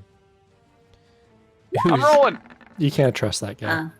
Oh. A 17, you say? All right. He says, well, in that case, take as much as you want. Yeah, but write it down. Please, write it down. Write it down. Oh, you'll get a receipt. I'll put it on an that invoice. Invoice sounds right. Yeah. Okay, and with that, you two make the greatest heist from the Stone's Throw trade shop, trade store, all the way back to the inn. Meanwhile, Ham and Savvy, what are you guys doing? Drinking? I thought we made that clear. Yeah, we are force feeding. We are forcing the drinks down Camille's throat. Oh, that's because a great idea. we are under the belief that as long as everything gets out that's making Camille sick, he'll get better. Agreed. It's sound logic. Yeah. What's the old saying? It's a cure for what ails you. No. I will pour some of my drink on his leg though, Oh, if you're okay with that. yeah. I don't need to pull the bandage off. I'm just gonna right on there. Yep. Okay. Well, it hurts, but it keeps you kind of sane and lucid, Camille. The memory or the vision of your dead friends on the beach kind of haunts you for the moment that you're very close to death's door, and the ale bite as it goes into the holes of your wound. It hurts. And the dwarf keeper leader says, you know, there's this one time I went and took a squat in the forest, and the forest bit me, and I thought it was a rattlesnake. I don't know where that accent is. And he goes, but it was just a pine cone. I'm sure it's not as bad as this lad, though. And you guys are actually having a really nice time. I mean, if you look up at the sky, the moons are out, and there is a nice constellation, maybe even a shooting star. And yeah, you're wondering what's taking so long. This is nice. So, how exactly did the pine cone get to your butt? Well, I'm a little bit bow-legged, and he is. You actually see that Lidi is a very bow-legged old dwarf. So it doesn't take much to bend over and pop a squat. And there I was. I jumped mighty high. I almost hit my head on one of the branches. It would have scared me. So no, I don't blame you. But no, he's in a right different place. He actually had the. Well, what are we calling those things? Giant rat. I honestly have never seen a rat that big that you describe. You said it looked like a dog. It did. A teeth quite. I'd say 2, 3 inches long, maybe 4. He's gonna And meaner. Possibly Mean? 5. So much meaner. Meaner, you say? He gets up and he kind of walks over to you, Camille, and he puts his hand on your shoulders and he kind of gives a little shake. Oi, lad. Legend has it that if you want to be healed, you must kill what bit you. Did you kill the thing? Oh yeah, he stopped it. Ah. Tell him. Well, Ham did technically, but Oh, tough break. He takes a very loud drink. Tough break. that don't count then. I imagine. Well, you killed the other one. I killed one of a thing that was like what hurt me. Just then, the other two make it back, and they have all of the supply. What are you all doing now that you're back together? Okay, we've got all the stuff for You don't need to farm. worry. We've taken care of him. He's fine. Oh, good. It's got out of him. How I did was you so get all the way back nervous. to the farm? Oh no. I mean, Camille. It's all out of him. We made him drink. That's This- right. this- Hang on. And as I stand up, we're like, Mercy's right. Not about me. We gotta go. We gotta go help the farm. I don't feel good. Seems Let's fine. go. Well, why is he acting like that? Well, he threw up a whole bunch of water. Whole lot. Oh, Brian. Well, yeah, I saw him throw up all the water. That was very strange. Well, then he kept doing it. He did it more. Yeah. And They you helped me get do that, rehydrated. right? That's a human thing, right? Like Yeah, he was telling me it was a human thing. No. I mean, unless if you're drowning and someone resuscitates you, yes. But we're not we're landlocked right now. Well, Mercy, make a medicine check. Okay. And you'll have advantage as anyone ever- Tanner looks at all the supplies that you have. Sorry, Camille, what were you saying? Is anyone ever really landlocked when you think about it? Isn't a landlocked country really just one big island? You know, I like where your head's at. Countries and borders are just made up lines by people with more power than the little guy. Yeah, Eleven. I need a doctor, and we need no borders. No borders. Doctors with no borders. Fantasy. Dang it. We need some fantasy doctors without borders. How you do it, Okay. Default? You always do it. It drives me nuts. Do what? Anyway, so you and Tanner unwrap the bandage, and you could see it starting to have these swelling. Why does this smell like alcohol? Out of here, I'll show you. And I pour more of my drink on it. Dang it! Don't do that. I do it. Okay. It doesn't That's help. very wasteful. It doesn't help. That's very wasteful. You now have to wash off the cloth with clean water and clean bandage, and you put the salve on his calf and you wrap it, and it doesn't burn, but it does hurt to flex the calf. And you're not drunk because you've upchucked everything that you've had, including salt water. So for the most part, you're stabilized, and it's going to take about another 30 minutes before you kind of come back. And with a limp, you will be able to walk, but you have your senses about you, and the image kind of burned in the back of your mind lingers. But you are all essentially well enough to do whatever you need to do. What are you doing? Well, We still need to go to the farm, right? yeah. We got this wagon loaded up, so I point to the NPCs, and I say, "You guys go to the center of town, find my boss, tell her that the supplies, and then I'll point to like the stuff that Mercy and I grabbed, and we put that in the wagon. We'll take what we need for the farm. We'll go check out the farm.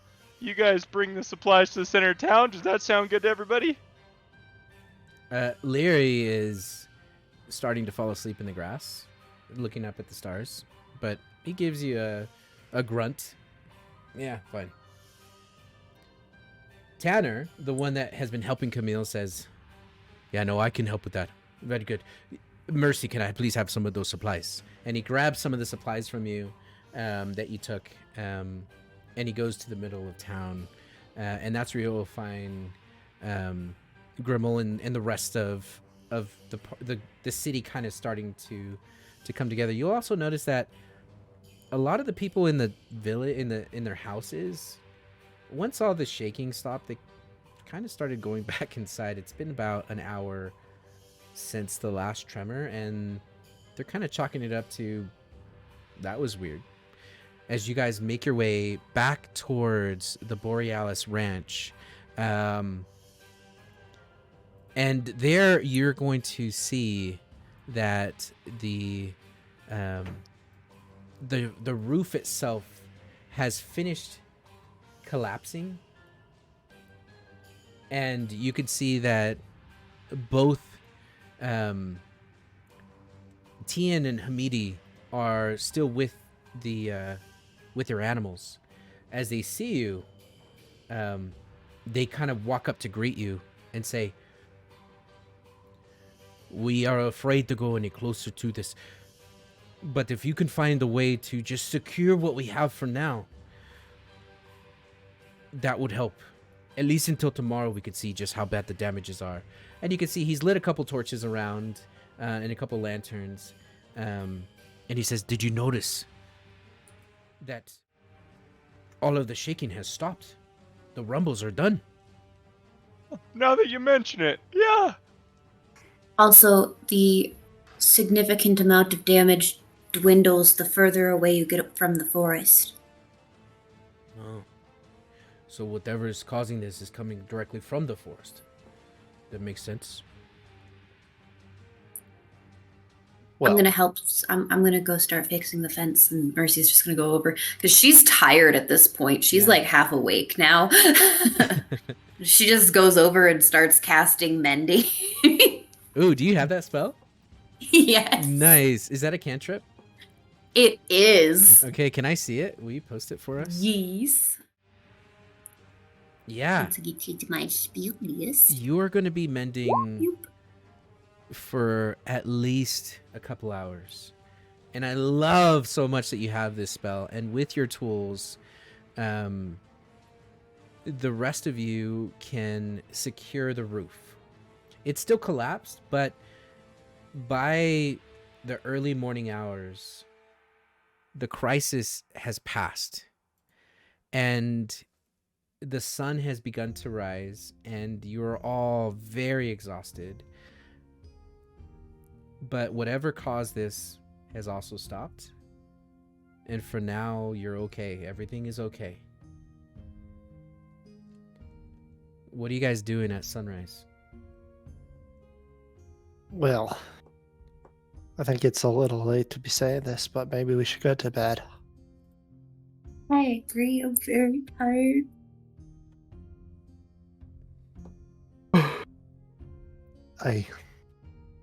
Where are you bedding? On the ground by the ranch. Okay. I'm gonna bed with my buddy. Yes. Your battle buddy. I love it. Yeah. Okay. So you guys indeed go. Mercy Fine. just climbed in back into the wagon and just Yeah. Okay. So you climb into the wagon and you find some shade and you all sleep. And as you're sleeping through the day, you'll wake up every now and then with people coming to the aid of the Borealis Ranch, and you see that they're bringing food and water. They're trying to figure out ways to prop up the roof and cut most of it down so that they can get a clean fix. And as people see you, they step away around you to not wake you. And you guys are able to sleep through most of the morning, long enough to get a long rest in. And at the start of the next day, you are going to hear Hamidi kind of come over, and Savvy, he's going to kick you just gently and say, "Lady Savvy, you must be hungry and a little bit sunburnt. Please, have a drink." And he kind of kneels down next to you. I think that the way that she would initially respond is to roll away from the irritation. Can it wait? It's so early. It is 2 p.m. You've slept all day. Early in the afternoon. I will leave this here.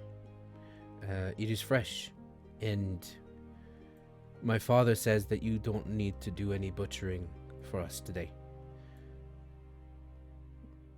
And he slowly gets up. You hear the Okay. grass kind of rustle, and he kind of walks away. And eventually, another 10 minutes. Thank you. Eventually, you all start waking up, and it's another peaceful day. And besides hammer. the construction, make an investigation check, Mercy.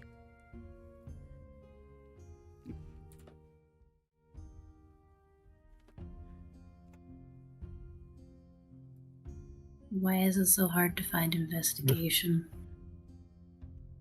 Right? I Why- swear I know why- how to work these until he tells me to. I left it on advantage, my bad. That's okay. You can't find it. You lost it. Yeah, you lost it, but that's okay because the city's going to be paying for it. So you're fine. It's fair. So, this morning as you guys wake up, what are you doing today? I suppose I should go find my boss. Okay. I'm gonna kind of kick the ground a little bit as I'm. Oh, listening to the group. Mercy does give Robin the invoice. Oh, As I'm holding that, I kick the ground a little bit. I'm like, well, I suppose I should go to work. Been kind of procrastinating. I made some pretty big promises last night. Thought it was a more dire situation than it actually was. Does anyone want to come and help me not get yelled at? I'll go with you. Buddy system. Everybody needs a buddy. Buddy system. Here's what I'm thinking. We play it up, not lie. We just play it up like a lot worse than it actually was, so that this seems more valid. And I hold up the long invoice. Now, before we go, I want to check on Camille. okay. And is there any more salt water? No, Camille does not wake up with any salt water today. As a matter of fact, Camille. Today? Yeah. This afternoon. You are still in quite a bit of pain, but the rest was good, and whatever salve they put on your leg is doing the job. It's gonna scab over in a couple days, but for the most part, you're good. Camille, how you doing? Well, I've had better mornings, had worse mornings, but look at this. And I'll stand up and take a couple steps. Slow steps, but steps. Yeah, it looks like the drink helped it. It's good to see. Sure, yeah, that was probably it. Look, I know it can be a lot to take in, especially in the heat of the moment, but trust me, I was raised right by my parents, and they told me that whenever you're in trouble, a little ale can go a long way. So you stop I'll be giving him honest. ale. Oh, it's only 2 in the morning. I'm not going to give it to him now. That would just be bad. Bad taste. I thought it was the afternoon. Is it? Yeah. Oh, so it is. All right, well, I'm glad you're doing all right. Me too. Thank you, Ham. Thank you, Mercy. Thank you, Maybe- Savvy. Thank everybody who's here. Not. It sounds like you're getting a wee sappy there. Maybe all that alcohol's not out of your system yet. I'm just tired. I've woken up with the sun and felt more rested than I do today. Hey. Well, like I said, I'm glad you're all right. We was worried about you. Thank you, Ham. And then I Really? leave with Savvy and Robin. Okay. Yeah, I think we're all heading back towards the inn area. Okay. As you all are heading back to the Special Bear Inn, we are going to take a break. And for those of you who joined, welcome to Gaming Related. We are going to have an intermission show, and it is going to be hosted by Soren and Hayden. I do ask for your patience as our cast takes a break, that I need to adjust a couple cameras for Hayden and Soren. If you guys want to turn your cameras on, we will be back in about 15 minutes. Thanks, cast. All right, so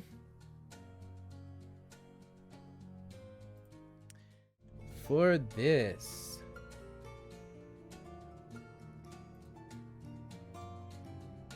Hayden and Soren, I'm gonna mute and I'm gonna go ahead and add your cameras here so you guys can go ahead and start, and eventually everyone will be able to see you guys on the screen. Awesome. All right, so hello everyone. We want to welcome you all back to our second gaming-related intermission show, now located at the Fireweed Inn and Tavern. I'm your host Soren, and this is my co-host Hayden. This is our show within a show, and we appreciate you all being here with us. Don't you love this new inn?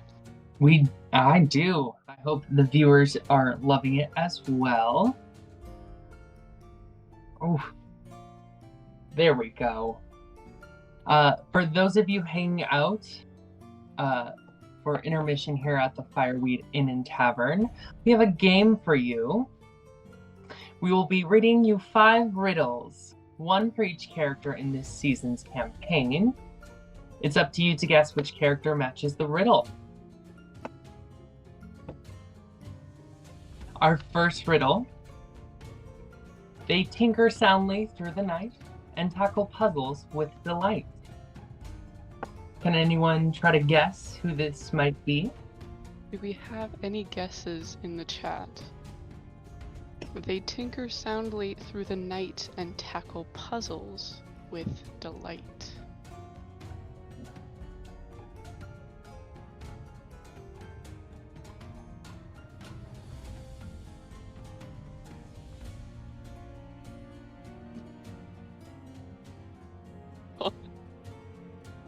I see you, Toxin.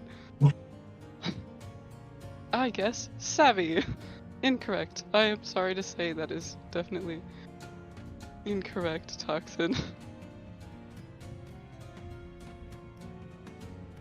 Gosh dang it.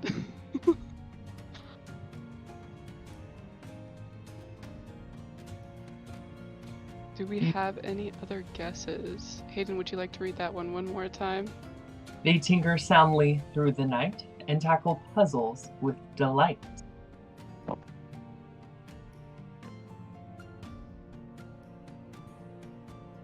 Yes, Lightning Hikaru, it is you!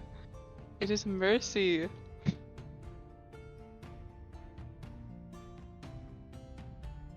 Awesome. So our second riddle is cool to the touch like glacial ice. A curious blade, but at what price? Ooh, that's a good one. I like that.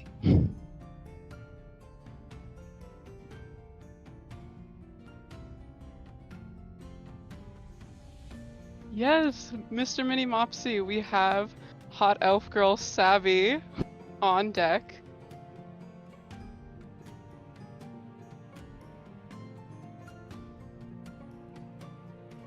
Shall we go on to our third riddle? Yes, go for it, Hayden. An impressive deer stood on the hill. They crept in slowly for the kill. I will go ahead and post that in chat for you guys.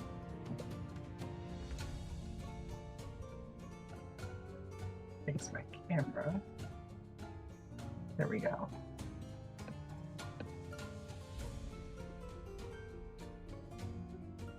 Yes, BBT Protox. We have Toxin. Yes.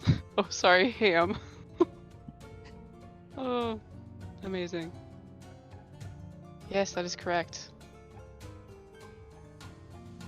Alright. Are you guys ready for our fourth riddle?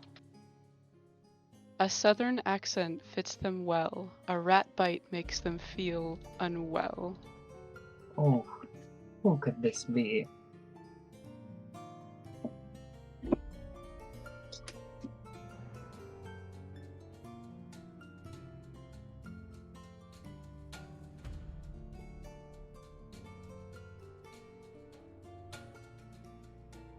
Any guesses? Anyone want to take a shot in the dark? A southern accent fits them well. A rat bite makes them feel unwell.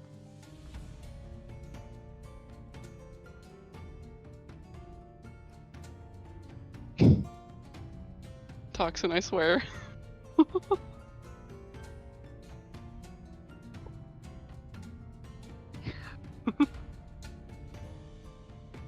Don't stab me. Yes, Mr. Mini Mopsy, you are right again. It is Leon or Camille. Okay, on to our fifth riddle. Are you ready, Soren? Yes, absolutely. From their old fruit, they were fired. Throughout the land, they are admired.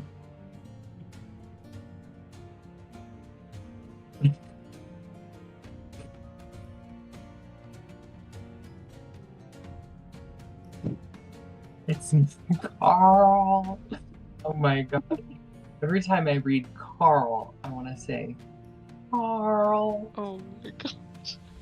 Oh, giggles. A southern accent made unwell by a rat. Saved by ale, and we'll leave it at that. Oh, that's gold. Fabulous. 11 out of 10.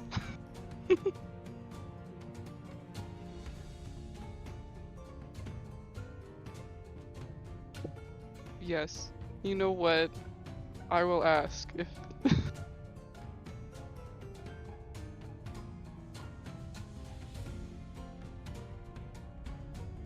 Oh my gosh.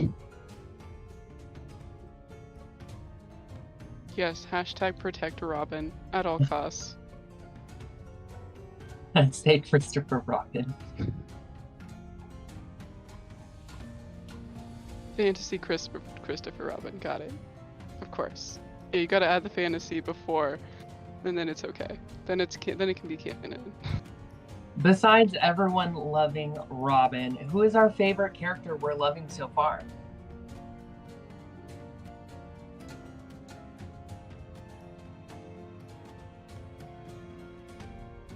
Soren, who is your favorite? Oh Soren. man. I mean, I'm kind of, kind of biased because my dad did pop in last time and he did really enjoy Robin, so. Robin is a good choice. I'm liking Mercy, and I want to say also Camille. Mainly Camille, though. Yeah, is that southern accent getting you? Is it the southern accent? Like, don't get me wrong. It is the southern accent. I'm so impressed by it. Yes. Can you do a southern accent for the crowd, Soren? Me? Oh. Yeah. Well, it's not that great, but I really can, deliver one. Hey, it's a good delivery. It's really not, but I guess I should go practice that one a little more, Let's see. Any other accents? Maybe we should try some of those. Mr. Minimopsy said, I'm assuming, which is his favorite character, is hot elf girl Savvy. Of course. Of course. I mean, how can you not love Savvy? Monk. Junior Monk says she is so hot right now. I find it a little weird. These people are hitting on fake characters, made up characters, but go off.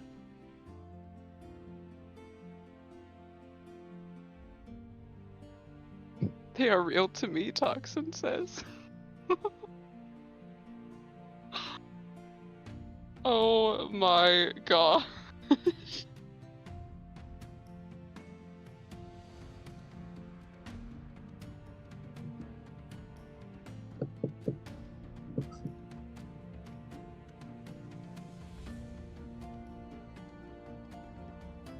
Aren't we all made up in a way?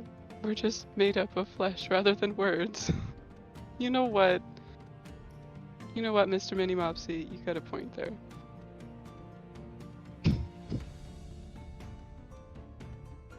Right, definitely juice. Giggles, definitely juice.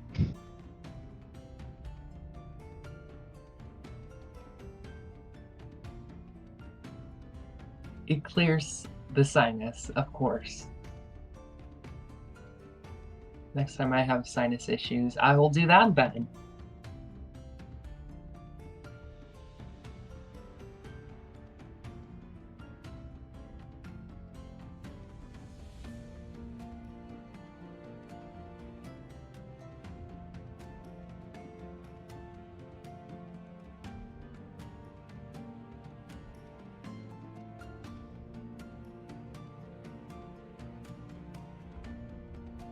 I kind of want to know, and I kind of want to ask, what do we think is in store for the characters later on in this story? Ooh, that is a good question.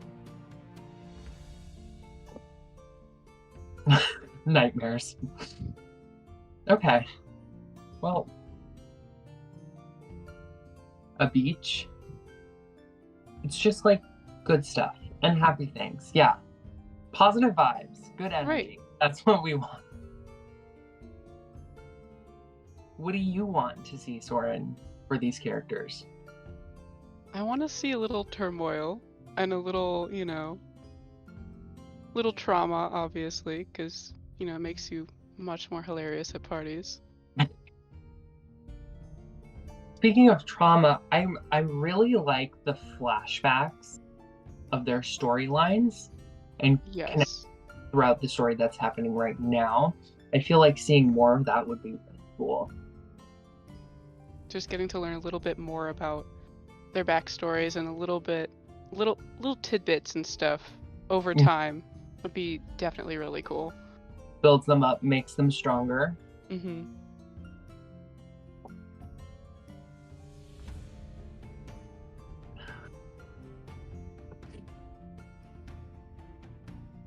Oh my god. More flashbacks about Carl. Make him a lovable character. I don't think that's possible. After episode 1, I think we've all decided and made it clear he is the true last enemy to fight. Gosh. It's on sight. Carl's dead on sight.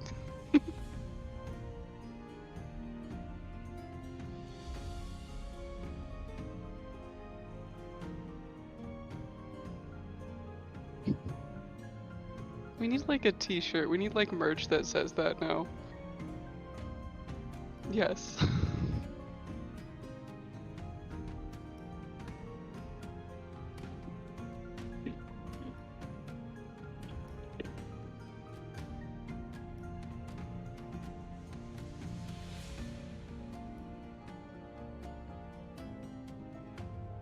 Murders your first poison. Oh god. I feel like, see, everyone hates Carl. I feel like he's gonna make an appearance. I know. I feel like he should.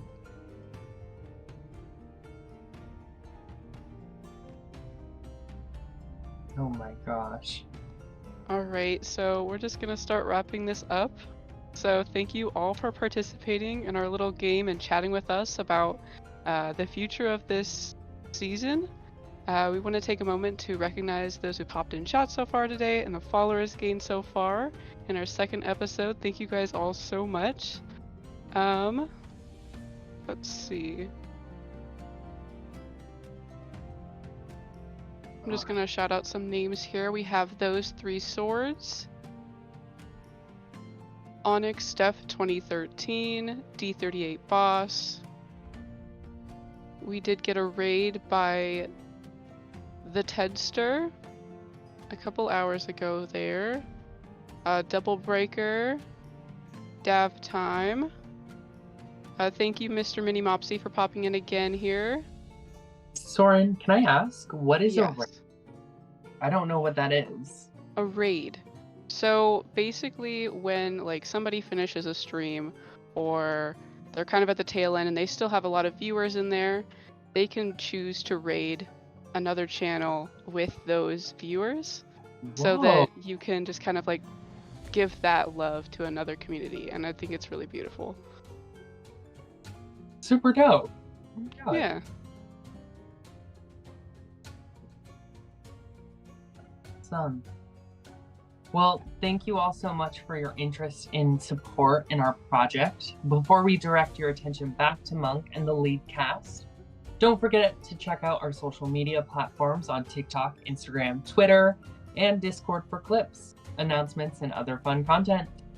Thank you all so much for joining Hayden and I at the Fireweed Inn and Tavern for our second intermission show. We hope to see you next Wednesday at the same time. Without further ado, sit back, relax, and enjoy the second half of Gaming Related.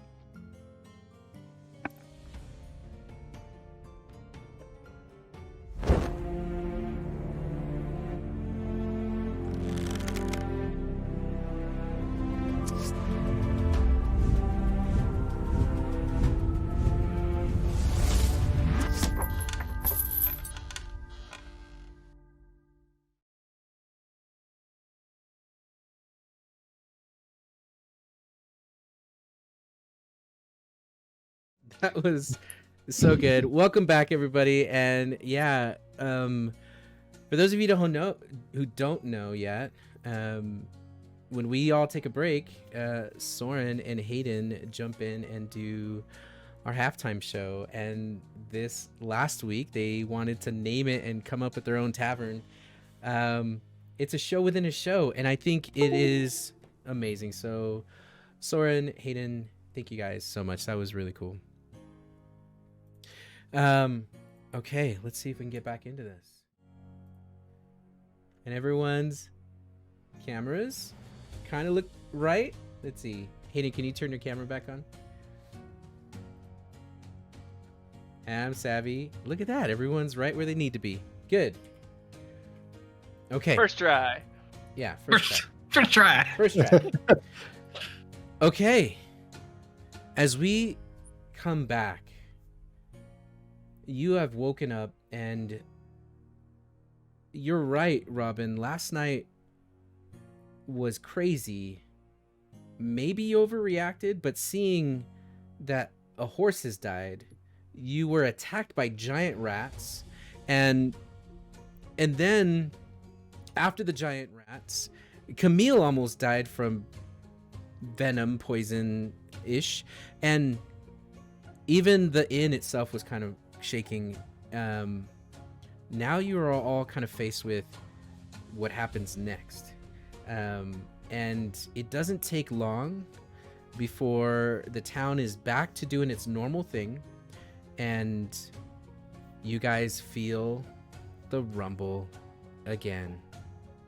And this time it is a little bit worse than before.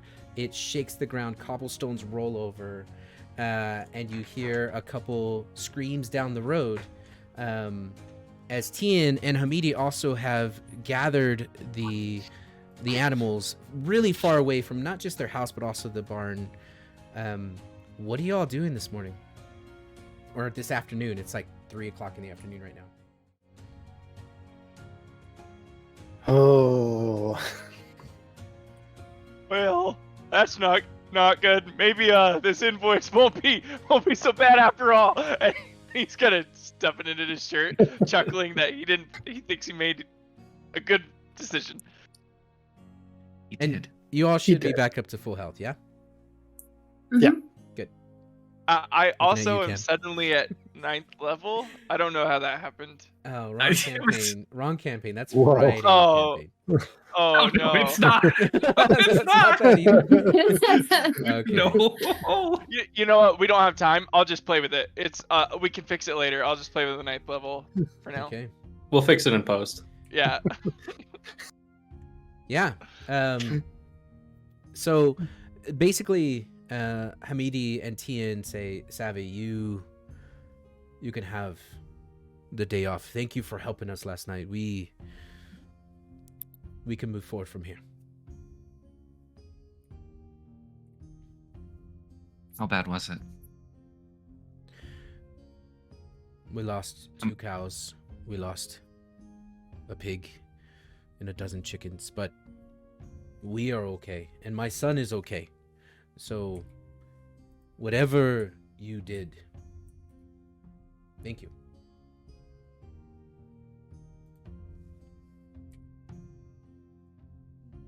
We're gonna wander into town and make sure that things are well, but should there be a need, you do know I do more than butchery. You've been good to me, I'll be good to you. There's a reason why Hamidi and myself has asked for you to come to us specifically. We will have that conversation soon. But we are very appreciative of the hard work that you've done, and thank you. Be well. So you all leave the Borealis Ranch and you head back into town. Default, they set up a picnic table in the center of town, and it's got a couple like open like plates of bread and like some band-aids, but nothing at all like what Oh, you this were looks asking really for. nice. Oh, that's like a little picnic. This is good job, everybody.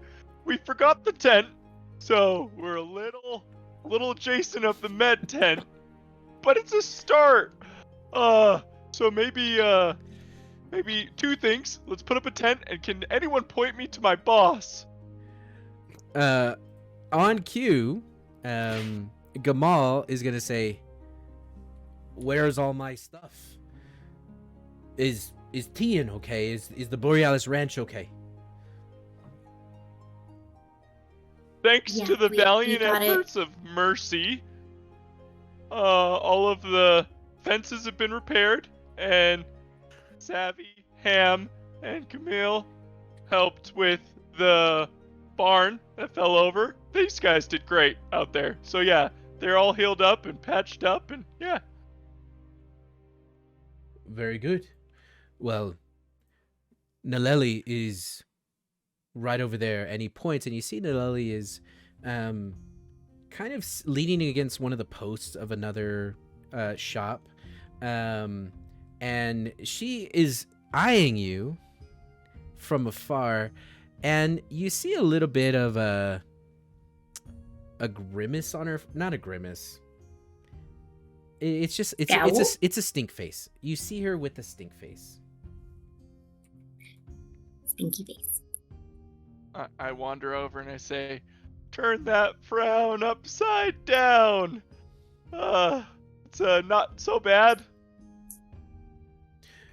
She looks at you, and Naleli is a tall, slender half-elf. And although she has become lackadaisical with all the peace around this place, she opens up her jacket coat and she pulls out a piece of paper. And you've seen it before as she trained you, and she says, "This here is a citation, Robin.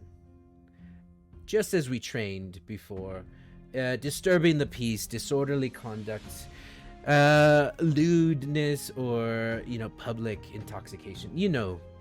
The kinds of things that you want to avoid, right?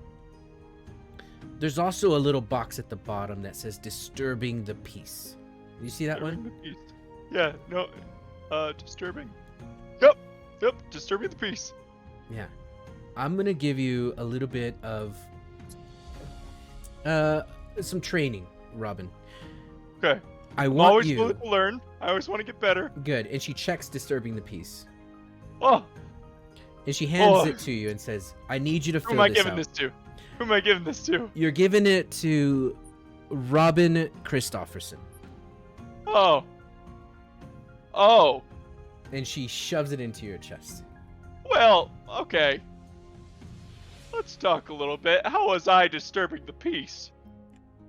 I have multiple reports of you knocking on people's doors in the middle of the night, screaming and barking orders as if the world were falling out beneath us, and you really upset the people that were staying at the tavern. Wasn't it? It Well- kind of seems like it was. It's kind of funny you mention that, because the world literally fell out from under me. And I show her the bruise on my side. It is a bruise indeed. It is. I'm all better now. I took a little nap. How those things go, I feel a lot better. Oh no, I'm listening. She kind of crosses her arms and she looks over at you, Savvy. I'm listening. Let me ask you this. If you're peacefully sleeping, and do you have siblings, kids? No. No? Okay, imagine you do for this example. Works better if you have siblings or kids. They come in, and they start jumping on the bed and shaking the bed. That's disturbing the peace, right? I'm listening. Would you agree that's disturbing the peace? No. Well, If you're peacefully sleeping, and then somebody comes and shakes okay. the bed. Literally, yes. I Yes. think- Literally, I don't yes. think it's very literally peaceful. disturbing. Literally. So Just go with it. He gets there. it's been disturbed, and then Robin comes in and starts jumping on the bed. The piece is already disturbed, right? Right? You can't re-disturb the piece. I'm looking at the checkbox. It doesn't say re-disturbing the piece. I think what he meant to say. He wasn't really jumping up. There wasn't a bed. I didn't cause the jumping on the bed. Imagine the world jumps on the bed and causes the shaking. What I'm saying is, the thing underground is causing the shaking. The ground is causing the shaking. The earthquakes happened. The piece was disturbed. How was I disturbing the piece if the piece was already disturbed? It doesn't say re-disturbing the piece, so I can't fill this out. It's an incorrect citation. And you told me incorrect citations are worse. They're bad. And I wouldn't want to get you in trouble for an incorrect citation. We can let this one slide. We'll let this one go, because I don't want to get you in trouble. You don't want to get me in trouble. I don't want to make you look bad in front of anybody, so we just won't put this one on the books. Robin, stop. And she looks at the rest of you. I don't think he meant to say the things about the bed and who was jumping on who. The point is, the world was doing a shake. People were in danger, and he was just trying to save lives. It's not anything about him. He was just doing his best. We can prove it wasn't him. He wasn't the one shaking the whole dang world. Tell him, Savvy. I mean, you were there, weren't you? He did. Emil also there fell are in the testimonies that he got people out of the inn, got them to organize. This right here is, well, mostly because of him, if we're honest. Which we are. And other people came and helped at the farm while we slept, since we stayed up very late into the morning hours trying to fix things so that the other animals that did survive didn't escape. It's less that Robin jumped on a bed, but it was more that he made the bed after it had been jumped on, if you think about it. And I didn't re-disturb the piece. I re-repieced. All right. Look. I'm going to go talk to Tian and get to the bottom of this. But whatever this rumbling that you keep talking about, the world falling, I haven't felt it or seen any of it. All I've known is that... What do you mean you haven't felt it? It shook the whole dang town. Did you spend the night at the tavern too? Where were you in the town? That's none of your business. Well, no. You don't have to say specifics. Were you south? Were you west? I was alone, and I was south. Huh. Make an insight check, Robin.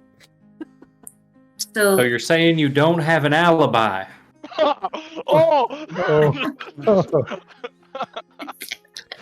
You didn't leave me at the edge. You didn't leave the coral. Coral. That's So you said you're south. What does a 17 get me? A 17 will get you... She's blushing. Her neck is starting to get pasty red. And she's quickly trying to change the subject. And I'm just going to look around and I'm going to see who else seems uncomfortable in a similar way to her. Oh, okay. And I'll let that 17 ride. You will see that there is a human that is wearing overalls and a farmer's shirt, and he's wearing boots, and he's kind of petting a horse. It's kind of tied. Great horse. Yeah, that's a good horse. Just tied to one of the posts, and he's been watching this whole conversation happen, and he's got this smile on his face, and he's tuned in. You recognize the man, and he goes by the name of Haddad, and he is the farmer to the west of town. And is there any reason why this would be taboo? There's are either of them married or like that type of thing? They're not married, but they just want to keep it on the DL. They want to keep it on the DL, and it's a small town. Fraternizing with the civilians is probably not the best idea. I get it. You know, Mercy says that the farther away from the forest you get, the smaller the shockwaves were, it seems. So the south makes sense that you didn't really feel it. A thought occurs to me that if you were jumping or bouncing in the bed, you may not have felt. I'm getting my analogies crossed, but the earthquake wouldn't have. You might have been jumping on the bed, and you wouldn't want to bump your head. You wouldn't want to bump your head, if you were doing. Why were they jumping on the bed? It's an analogy that got away from me, to be honest. Okay. And I give a little wink at her, with that purposeful slip of the tongue, and I say, "So, I think you can go investigate that there was an earthquake, and I will corroborate your alibi of being in the south." Just as you're mentioning the bed, she's gonna say, "Okay, you know what? I'll go talk to Tian right now. Keep an eye on the town," and she grabs the piece of paper from you. Yeah, I also spent a lot of money in the name of the town. It was a lot. I thought the shockwaves were a lot worse than they actually were, so the town bought a lot of resources, medicines and nails and stuff. Ma'am, I hope you don't mind. I think it might be best if we take a little walk and get out of. Just walk in the woods for a little bit. Me? Yes. Oh, okay. Good idea. Yeah. So you guys walk off. She grabs the paper, and you hear it from a distance. "You fucking twat!" As she Walk a little faster. Walk a little faster. As she Okay. "Robin, buddy you system look cool. old man!" As she's screaming, and she begins to disturb the peace. Don't get hot, Dad. Give her a citation. Give her a citation. Don't get hot, Dad. And I slip in that name again. Is it Haddad? Yeah, Haddad. Don't get hot in the Haddad. Don't get hot in the Haddad. In the head. All right, we gotta go. Yeah, you're right. We better run. I start dashing. Okay, as you are dashing, you feel it. The rumbling, and it rumbles 4 times. And it feels like vindication. And it does. And you actually look, and you see the horse rear up, pulling against the post that Haddad was standing next to. And you see the look on Naleli's face as the realization of, what was that? And it continues. And you start to see people are coming out. The rumbles are getting bigger, and you start to hear glass breaking. And you start to hear panic in the streets as whatever happened last night stopped, and now it picked up again right now. And suddenly you are vindicated here, Robin. We should probably go back and help out. We start power walking back. I don't think that's a good idea. Question, DM. Yes. Now that Mercy has heard both close, underground, and further away the repetitive, continual beat, does it sound similar to a hammer?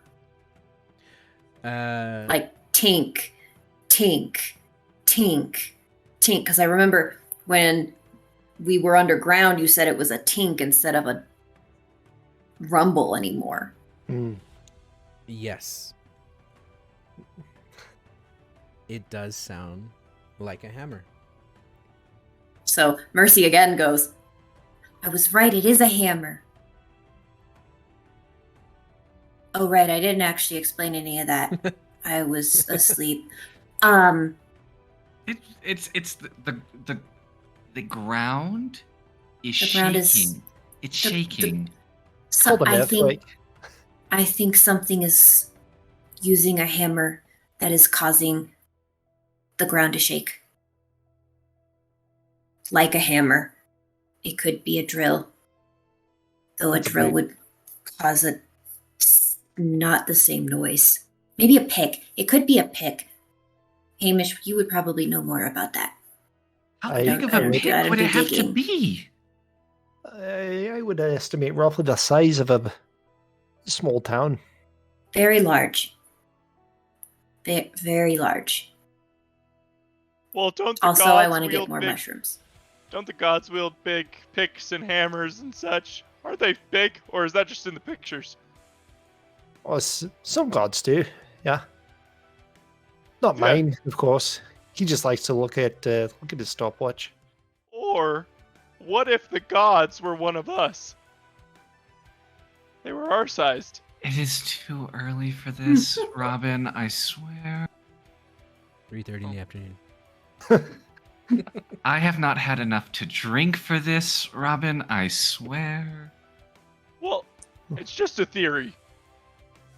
It's a bad one, and you need to stop. Well, we can build on the bad ones. We get the bad ones out of the way. Then we'll have nothing but good ones ahead of us. I don't have a theory, but I do have an idea, but I'll wait for Mercy. The thing that I'm trying to explain is whatever is causing the earthquakes is an actual person. We don't know if it's a person, but it's something that is constructed and or being constructed or destroyed that is causing more destruction. Yes. I didn't want to interrupt, but I did want to say something. I'm from a small town. I'll be honest. I think you've all kind of picked up on that at this point. I've not really been much of a talker. I'm more of a kind of wake up and do it sort of person. Why don't we just go find out? Go find out What it is. I mean, we could What's hear the making the sounds noise? better when we were in the hole, so maybe it's farther down the hole.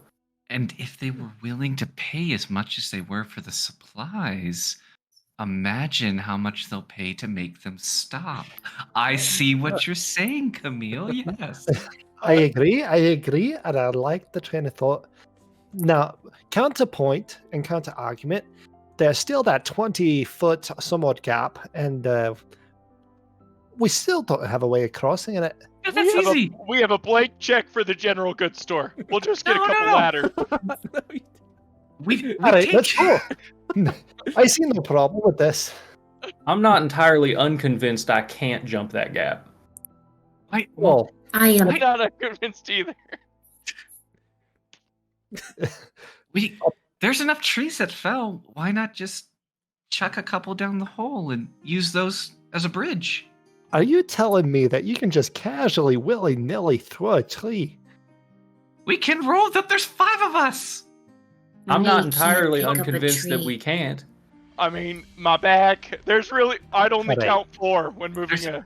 4 of us, and 4.5. and at least one of us is really smart. Oh, Alright. thank you. But I also remember a few big rocks in the way. It sounds It like a wa- plan. We'll pick up some ladders on the way out of Alright, town. right. We'll grab Hamish, a tree. I'm sorry. I'm just... It's alright. closer to the ground, and you can't see past the stone. I get it. It's... But- yeah. It was a forest. There were a lot of trees. It's hard to see Plenty. the forest through the trees. That was. There that was could also be a lot more of those rats. And we killed them just fine. And So- we know what cures the bites. We're Kale. fine. Yeah, Exactly. I agree So- with Camille. So think we go to the yes or no on the ladders on the way out of town. Ladders could be fine too. Gladys. We probably shouldn't push it. The trees are free. I'm kind of in hot water. and we don't want to dip into the save the town budget because any further than we already have. I mean, I'll buy a ladder. Like, I don't mind. Or we don't dip into the town budget because that takes away from what they're going to pay us Yeah. when we save them. Yeah. I agree, Robin. That's a Oh. good line of thought. Mhm. I'll write out the invoice. It turns out if you just write one of them up and you hand them over, they pay that, I guess. That's what I learned. That sounds legally sound, I think. I mean, All that's right, how let's it go. works at the hardware store. All right, we head to the hall. Okay. Are we Yeah. really the adventurers that give invoices for jobs we do? Okay. Yeah, Savvy does. All right. And- All and right. now I'm you're just gonna like- start. You're just like, and I labor don't know what costs. world you think we guys- played in where we do this for free. No, if I you're know. good at something, you don't do it for free. I'm not saying we do it for free. I'm just saying, like, handing them a piece of paper that's like diagnostics check, 40 gold. Just wait. I swear to God, I will take a feat to get a specialization in a notary kit. So help me. I am getting more and more excited by this campaign. You're Okay. telling me you Gotta- think that Gotta charge the amount of expenses on our own stuff that we used, all the potions used, spell slots. I'm just saying, emotional distress, hazard pay, pain and suffering. We could corporatize this shit. We could go fantasy wizards on fantasy last pages. Okay. I'm okay with all of this. My NPCs maybe not, but I am personally. I'm a bit lost in the fantasy, if I'm being honest. So, Where does Leon start and Camille end? Ale. okay. Yes, ale. Okay, so you all make your way back to the hole in the woods. The rope is still there, and you have plenty of lumber nearby. Does anyone have a hatchet, or do you just want to find logs on the ground? We picked one up at the general goods store for sure. So we just decided to skip the ladder idea.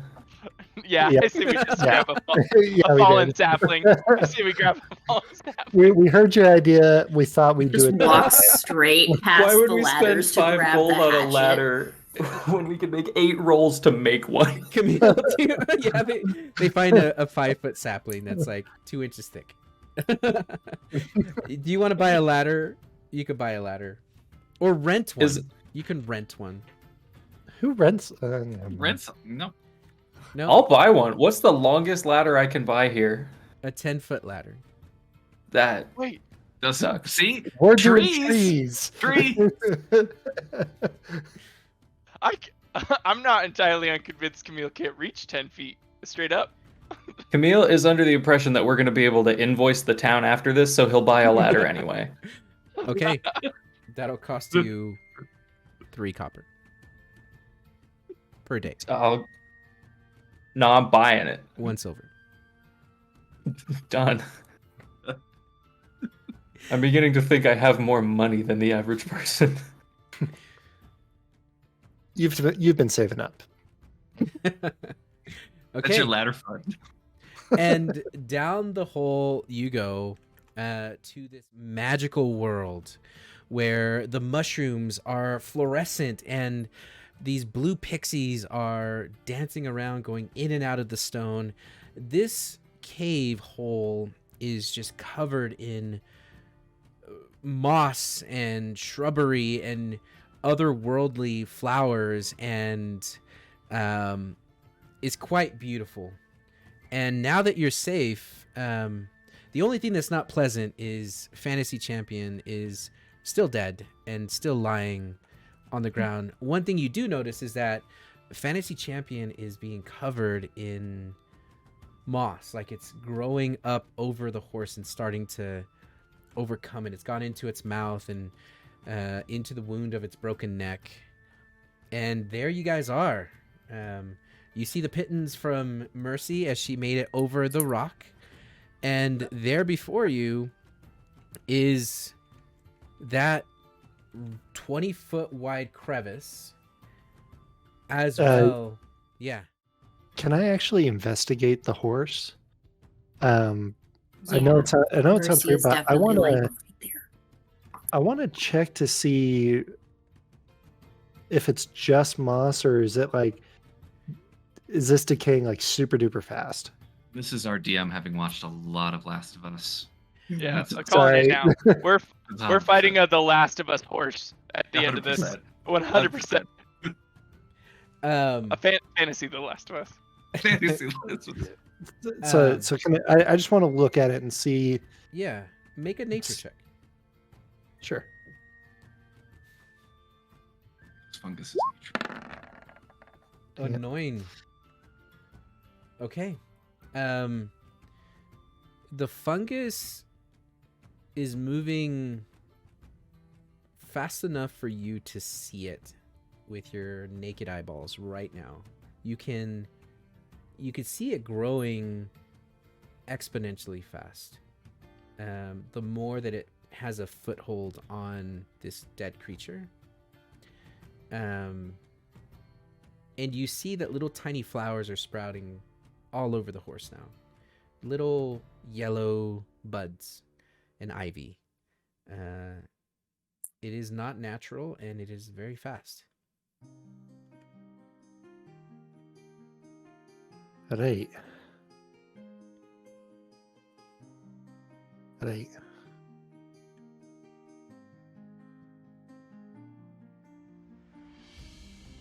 left. I think it goes left. Sorry, I was just distracted some. I think never mind. I'll keep it to myself. Let's go. Suit yourself. Okay. And you can go ahead and move your tokens to that point, and there you see it's 20 feet long and very, very deep. So deep that you can't see the bottom, and there's blue mist that is coming out of this place. You see that there is a stone mossy pillar in front of you, and you see 20 feet on the other side there are more of these stalagmites, or stalactites go up, mites go down, right? Stalagmites on the other end too, as well as some fallen rocks. And sure enough, Mercy, tink, tink, tink, See? tink, and it is reverberating through the tunnel. Hammer.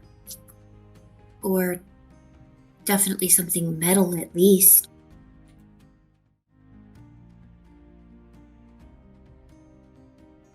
It's right strange, that is. It shouldn't be that Oh. loud.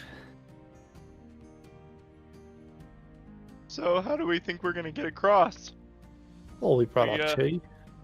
Got the tree? Are we just gonna pole vault, or are we gonna try and jam it in, or what's the plan? What's the ceiling here?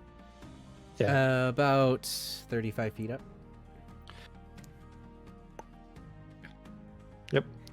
I say we just lift her up, push her over, she'll fall over there, and then we do a little shimmy shimmy, walk across.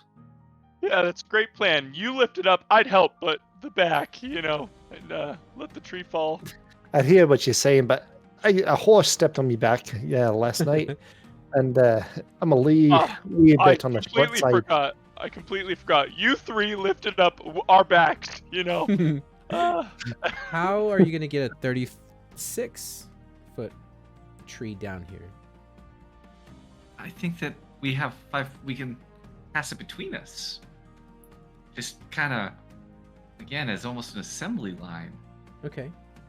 No, Then I'm not. I'm gonna preface this again. I'm just Mercy's like a twig, like noodle arms. I saw this documentary. Was It was it about ants? no, it was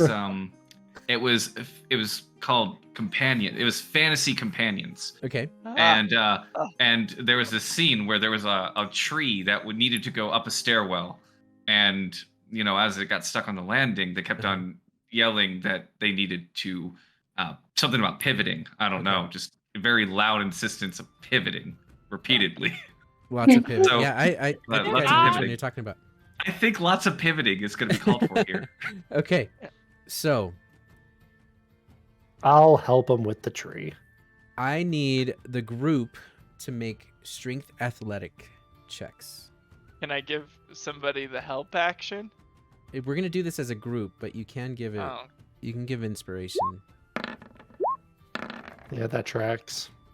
let's see. Where's my athletics? Wow, Camille, that salve Damn. is working. That Whoa. farm boy strength. It's that Farm farm boy boy strength. strength. Okay. He's built a lot of tents, a lot of circus pavilions. Mercy just dug Yeah. deep. Dang. Mercy's a twig. Okay, Hamish. she's using something to help. Hamish. There's no way. Last time we played, you just don't do so good in this area.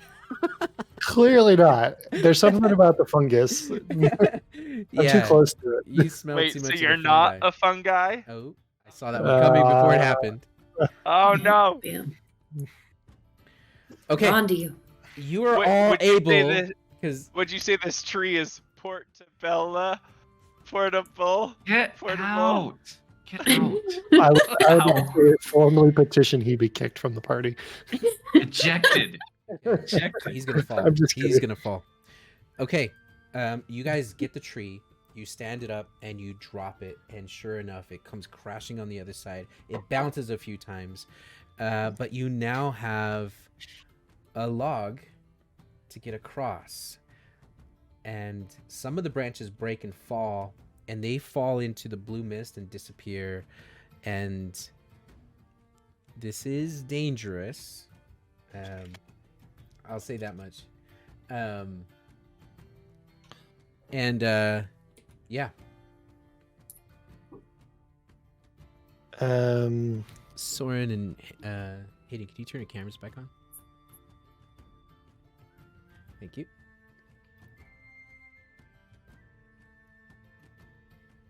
So the tree lies in the path.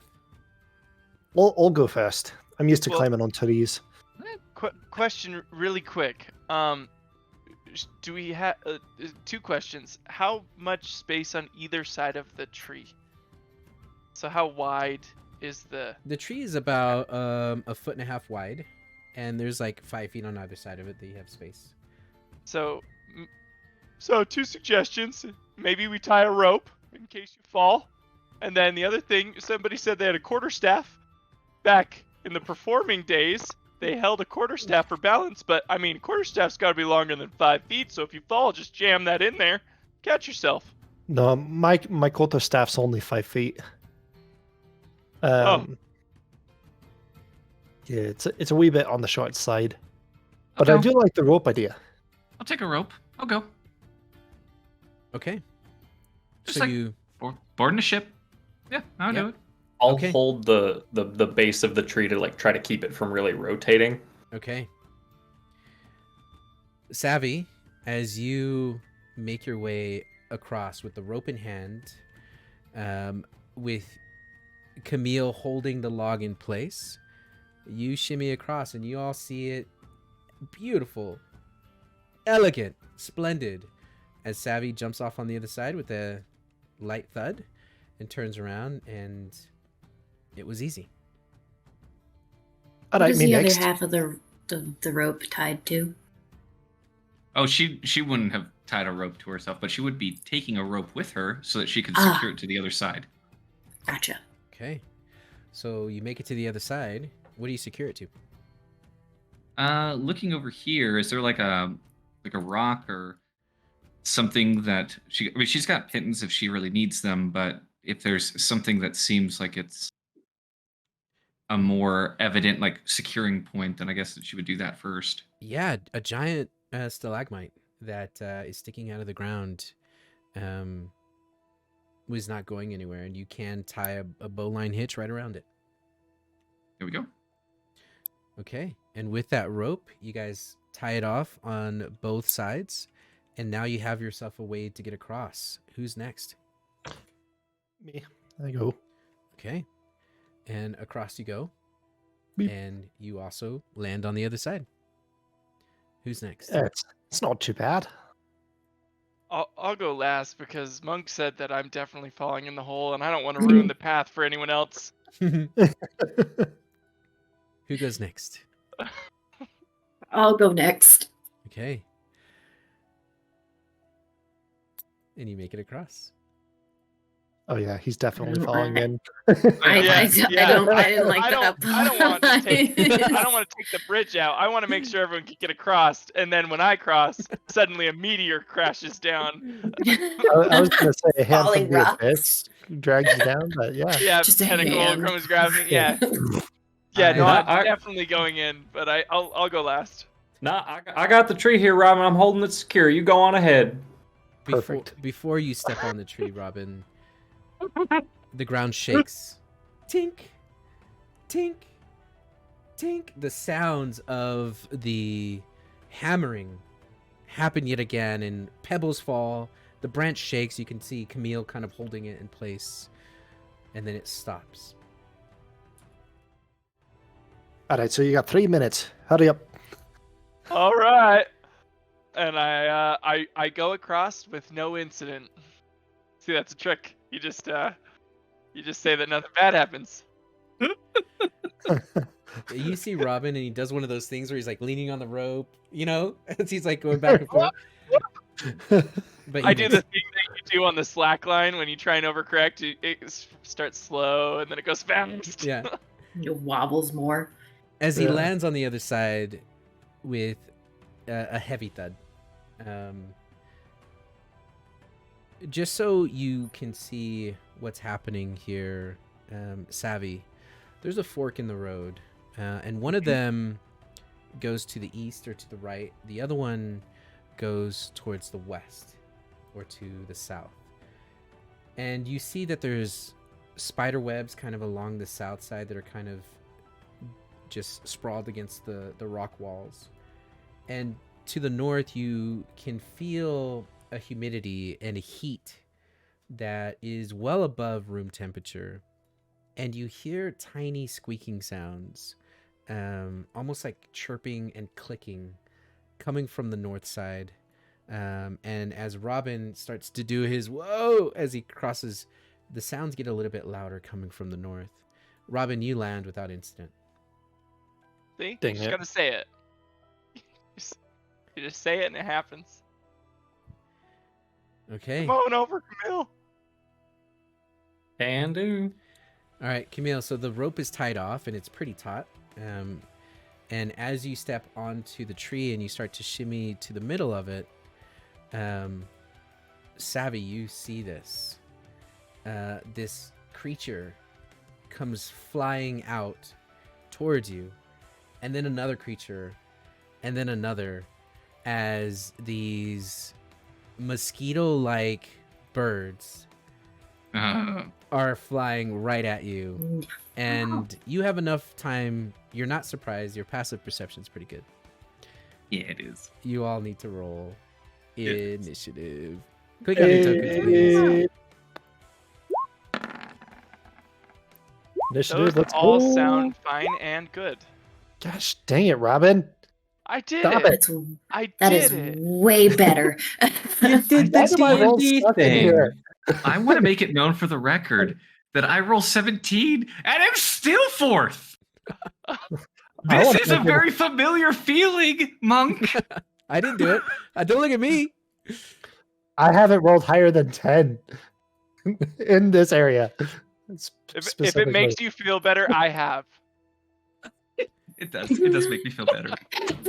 I'm actually Alright. thrilled. Are you guys seeing the turn order? Is it empty for you? Nope. It's The- It's It is empty. empty. Oh, we have to re-roll. We have to Dang re-roll. it. No, Oh, hold on, no. hold on. I've been lied to. Why isn't initiative working? Because we rolled before you had popped up the turn order. No, that doesn't normally do that. It hates you. It does hate me.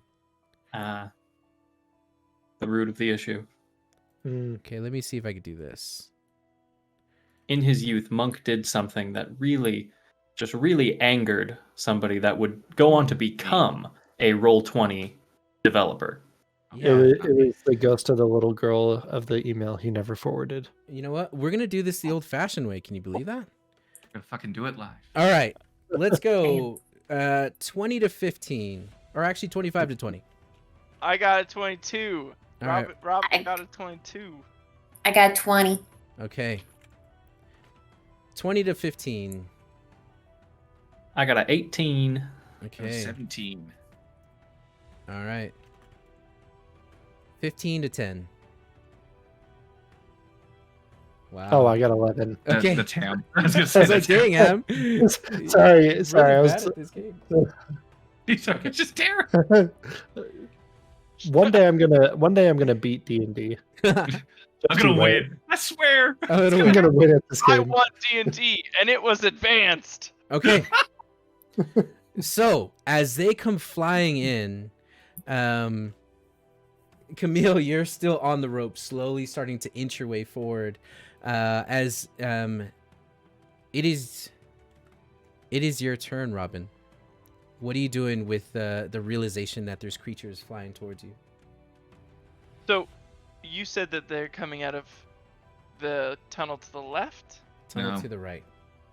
Oh, the one with all the spider webs and the Nope. scaries. That's the one to the left. Yeah, I yeah. see what happened. I got my tunnels reversed. You can't see them right now in your current point of view, but you see that Savvy has seen them. Okay, well then I'll move forward to Savvy, and I'll say, well, what do we got? Oh, no! Oh no. And There, now you can see it. well, it worked once. Might as well do it again. I'm gonna cast Sleep. Okay. Let's see what the radius of Sleep is. So it's a 20-foot.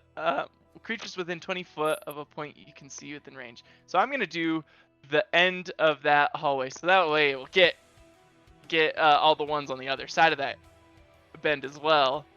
Okay. So it's a nice 20-foot range. Yeah, right at that bend I'll be able to get all of them. Okay. And so I roll 5. Is it 5d6? 5d8.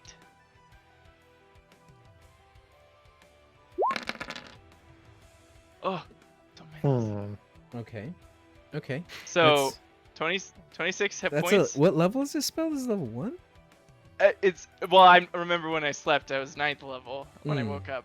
Yeah, nice. So Okay. Mm. And So we basically just add up the hit points of all of them, and if the number of them that's under 28. You can hear the rage in every single. 16 more just spawned in around the corner. They're all laser focused on Robin. this is good. But little does Monk know I got another spell slot. We're gonna retcon a little bit as he's sucked into the void. No, it's cool. It's cool. It's cool. It's cool. It's cool. It's cool. It's fine. It's fine. Fine. You guys are out of initiative for This now. is fine. Camille, Oh, walk your ass over to the other side of the thing. Oh no. Let's be clear. This only lasts a minute, so we're gonna start dispatching. Okay. I walk up, I go, what's going on over there? So, oh no! And as I do that, I kind of like, and more sand, more pocket sand, just like poof. Oh,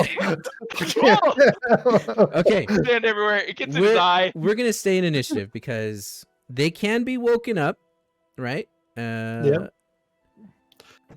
Yeah, they can be woken up.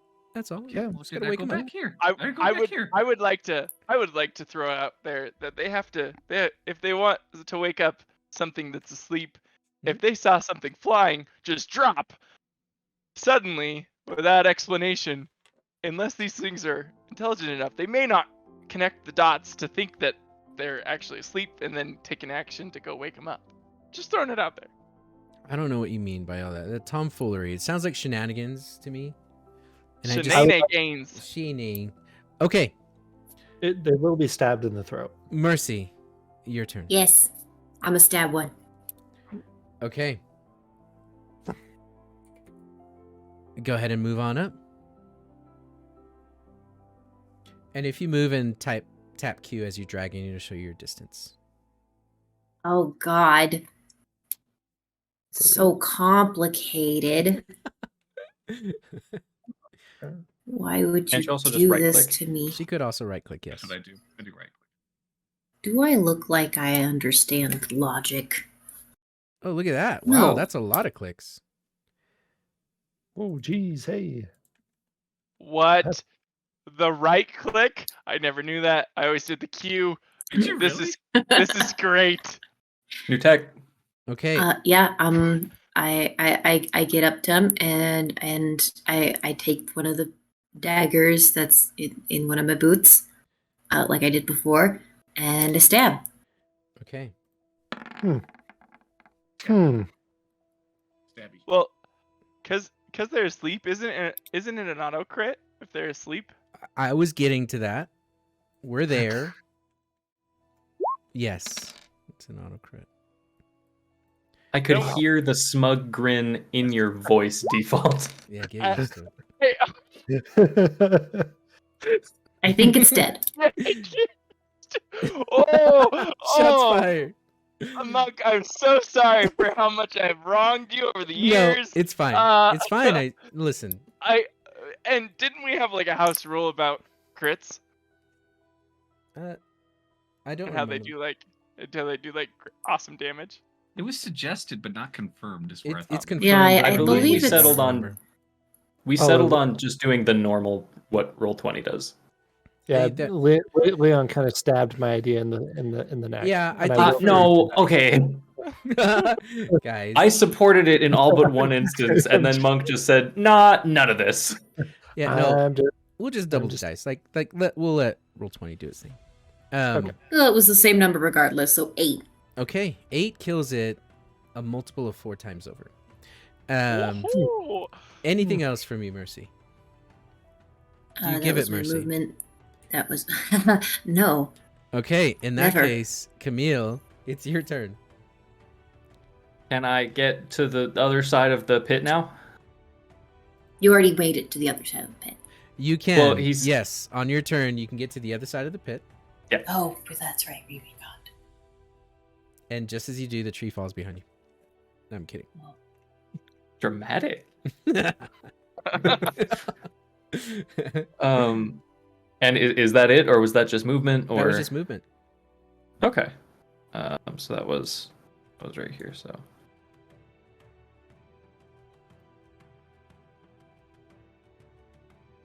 I think I get about there. Yeah. Okay. And from Just kind there, of just coming around the corner. just around the river bend, you can see Mercy stabbing this creature. Now, what in tarnation? Well, they was doing a fly, and then they dropped, and then she went over and did a stabby stab. So we're Have just you ever killing heard- birds now. Have you ever seen those fading goats? It's a situation like that, but with birds. That's my turn. That's all I got. Okay, after you is going to be Savvy. Okie dokie. Oh, look at that. Elven movement of 35 gets right there. Okay. Hmm. How convenient. And we're going to pick this one right here. And we go. Oh, convenient. Let's see. And it. we'll use Booming Blade. So it's that. That hits. And so it's that. And if you're doing the auto crit, that's it. And if it did move, If it moved voluntarily, it would take more damage. Does it move voluntarily? No, it's involuntary. Which one are you hitting? It's this one. Okay. It's this one. Yeah. No, you skewer it. It's skewered. Does it pop? Does it pop? I think it pops. I mean, it pops. Like a jelly. It hasn't really Yeah. had much to feed on. It pops. Okay. Yeah, it pops. It's that thing. Okay.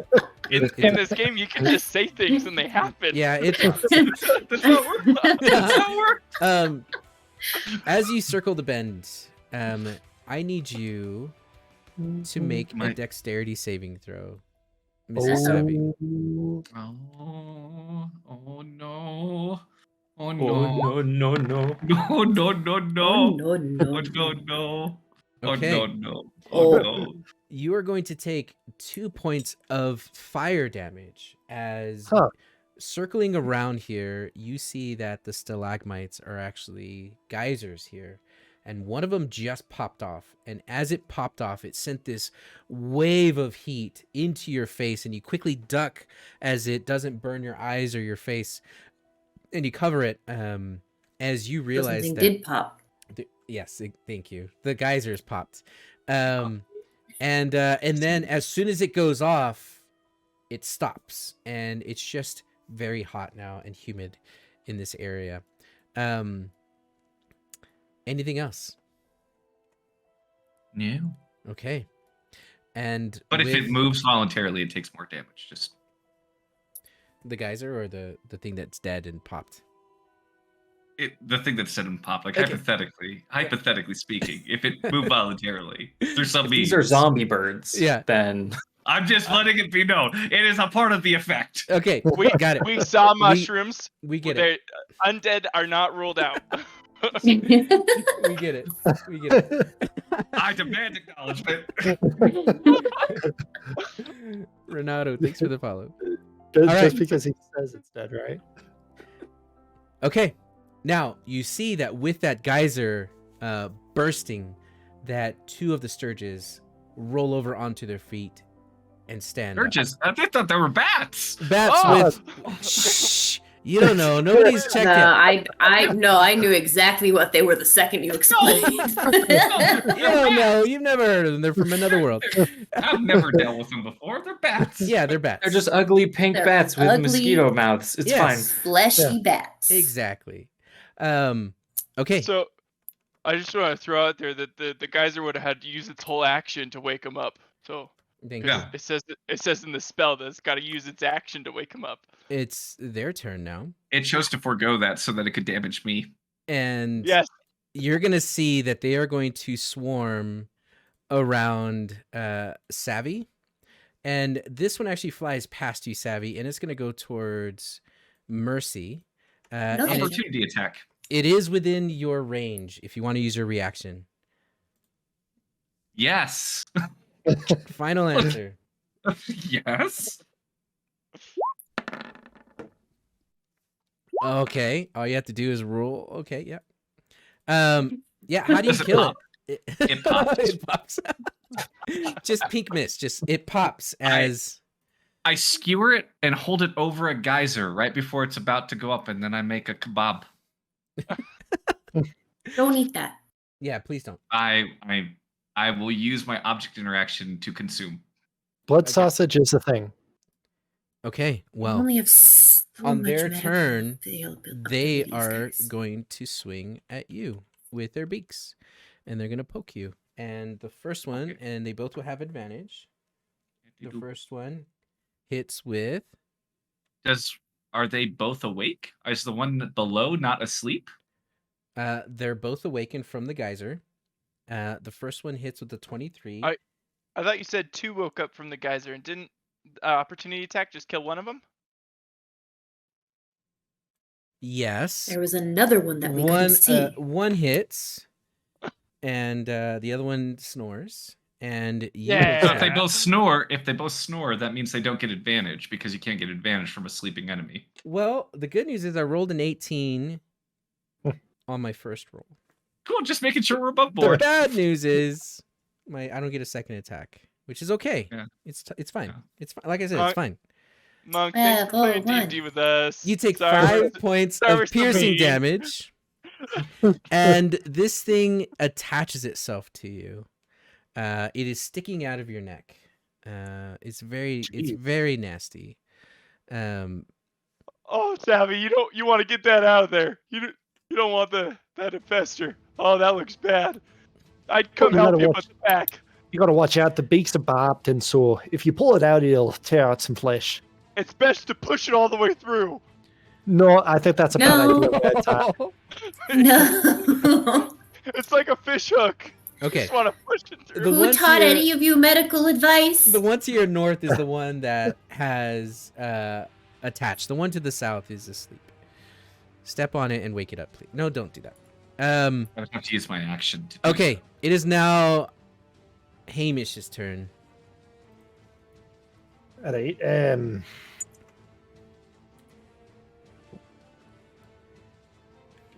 I'm trying to do that little Q thing, and I'm failing.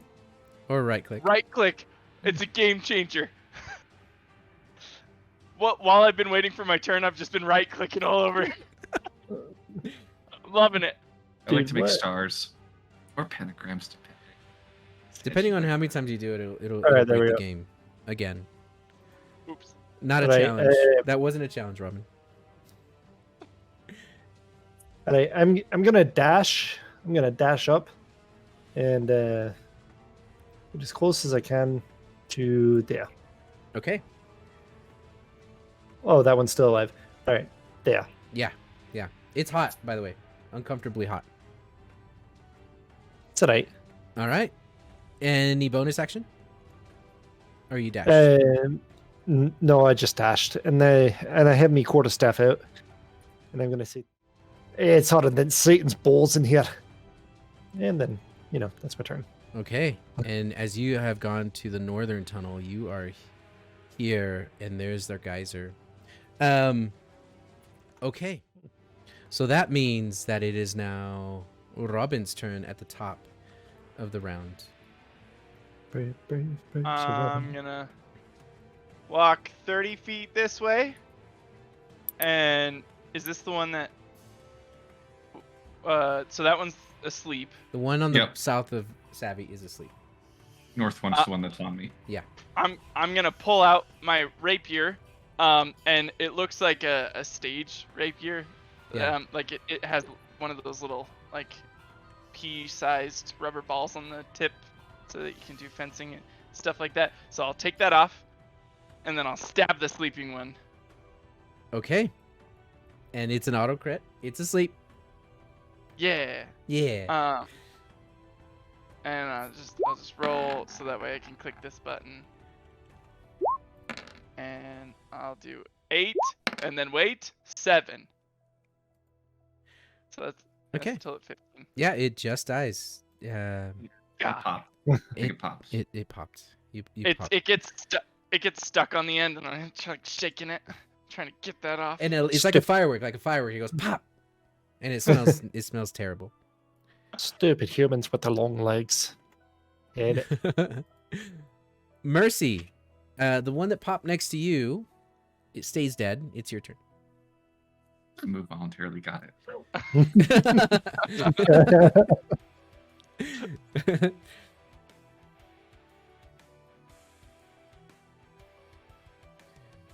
Also, left click does not work. It just moves the entire map. So you have to have to click left your click token. first. Yeah. And as you're holding it, tap right click. Oh. Game changer. Game changer. So surprised that that's a discovery for you. Nope, still I've been changed hunting the for map. Q this. How No, long have we been so- playing together? Years. Left click to hold your token like you're moving it around, and then Yeah. do not let go of left click, but then just right click along your path that you want to go. Actually, it's called click and drag. Actually, It still Oh, moves the map. Okay. that's the pettiness. That's It's my Sturgis being killed. Bug. Actually. Anyway, I still get tier. Okay. That's the actually there's geysers that there always has been, Monk. So seeing as the last mosquito is It's a- on it's a Savvy. scourge.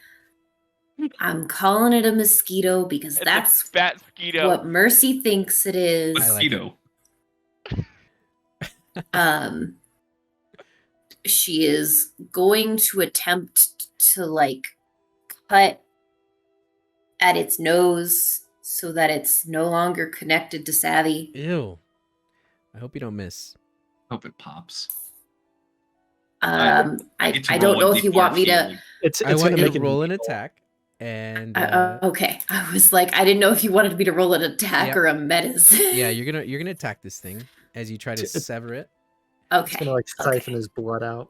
You know, it's what you're supposed to do with ticks. You just cut the body off. Yeah, you. Yeah, that's kind of So where if successful, I get Mercy's. back 1d4 healing. Got it. Noted. Got it. Noted. And then you just Mhm. blow into the hole. Yeah. No. With alcohol. Ale. Okay. I yeah. think I got it. Yay! You got it. And go ahead and roll your damage in case you roll less than a 2. Okay. And you sever this thing, and its head is left dangling on your neck. You are out of initiative, and you can see the geyser start to sputter again as it is about to just erupt.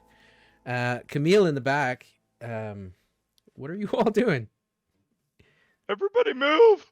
Getting off the geyser Yeah. and pulling the weird bat head, the mosquito head. Okay. Neck. And as you get off, the geyser goes and just shoots up into the sky. The room immediately raises 10 degrees and suffocates you like you're in a sauna I before don't like that. before the cool air from the earlier opening in the cave comes back and balances it. You're all out of initiative. Good job. And you see that Savvy doesn't look so good as she pulls this mosquito bat bird thing out of her neck and just is bleeding.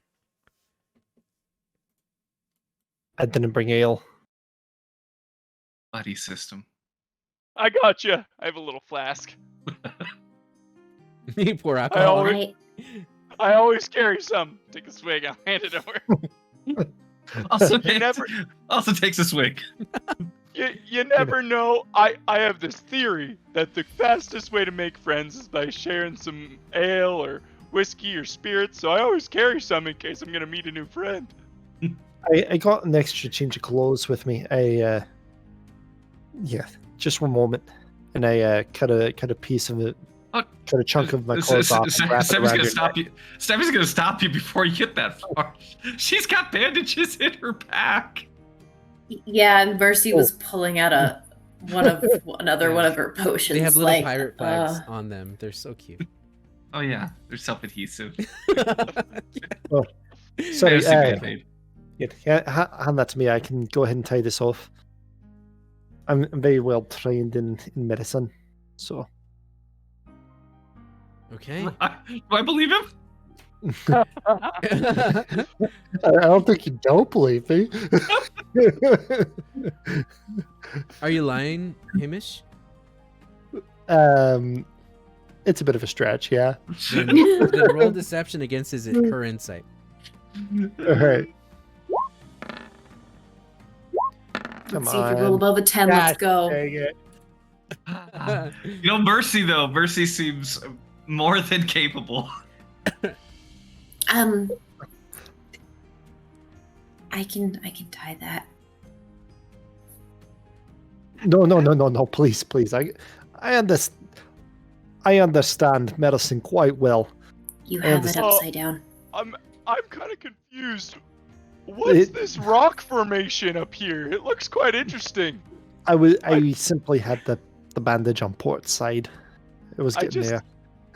And I kind of say towards Hamish, there's these weird rocks up here. I just Oh. don't quite understand No, them. yeah. Let me come talk to you about that. And I leave How did the these bandage. rocks form in this weird way? Do I know? Make It's a weird cave, man. I don't know. Make a nature check. That sounds like stone cutting. It does. That- Yes, Does he? Do you yes. have stone cunning? I do. I Okay. do. Yes. Okay, let's Um, see it. Actually, this is important. Though technically, stone cutting only applies to history checks. I'm just That's saying, fine. this looks like the history formation of this tunnel. I've used this justification so many fucking times. I don't Tatik, disagree. let me tell you what this is. So, go ahead and roll your history check. All right. Okay. I really rolled a 1. Fantastic. Cool. I see 18. Yeah, but you got an 18. Yes, I did. Okay. So you finally broke the But you below double your 10. I broke the curse. W proficiency, Yes. right? So got a 22. All right. Hamish, I guess a 20. you notice that these stone walls are carved, chiseled even. These aren't natural tunnels, and they are ancient, and they are beautifully done, and you can tell that whatever has chiseled these had great strength, more than any dwarf has ever had, and was probably a very large, intelligent creature. No. To the surprise of probably nobody here, Robin, this tunnel isn't quite natural. But it's more than that. It was dug out. I think there's something big living here. Or at least lived here.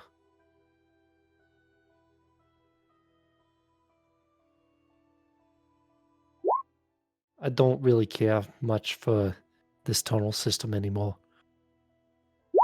I know I'm supposed to like being underground, but I'm getting just a wee bit nervous. Oh, it's okay if you're nervous, bud. Everyone gets nervous.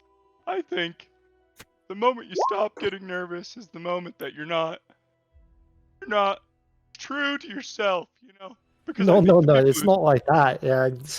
I'm saying, look here, you can see the H in the rock, yeah? I You see clean it? up Savvy's here, wound. and I put you the wrong spot just to keep buying him time. No, I mean right here.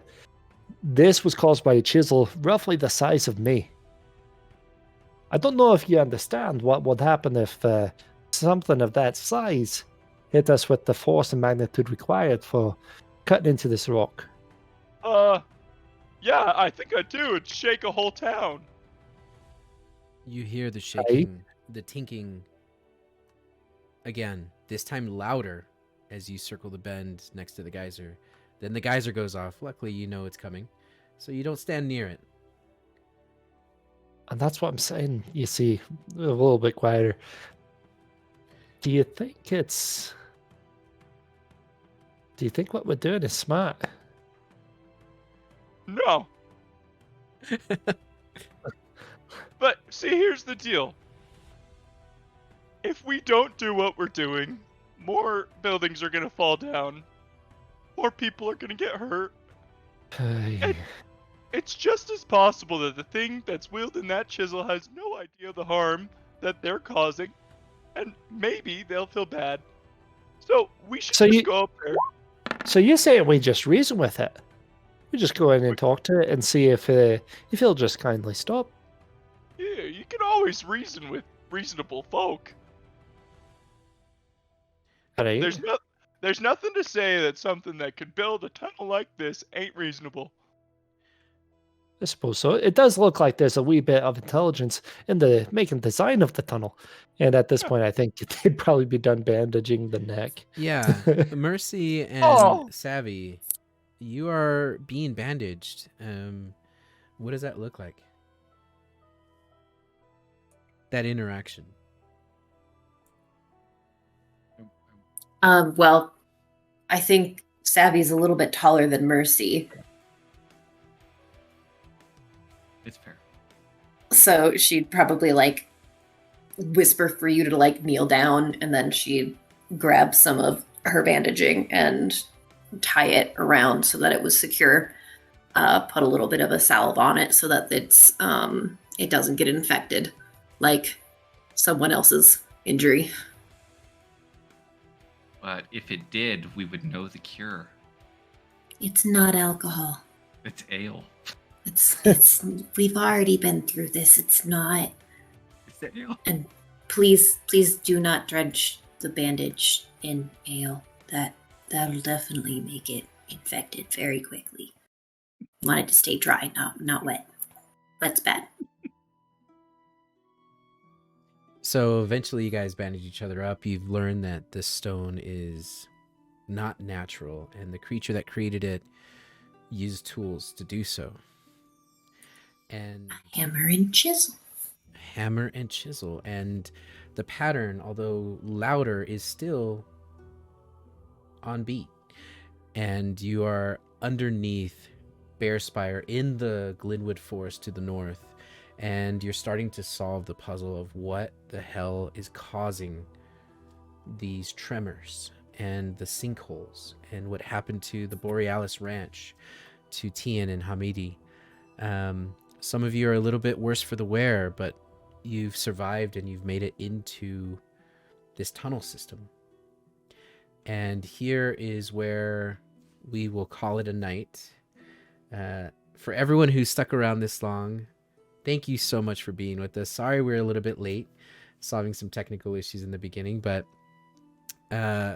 cast and crew, Soren and Hayden, well done, everyone.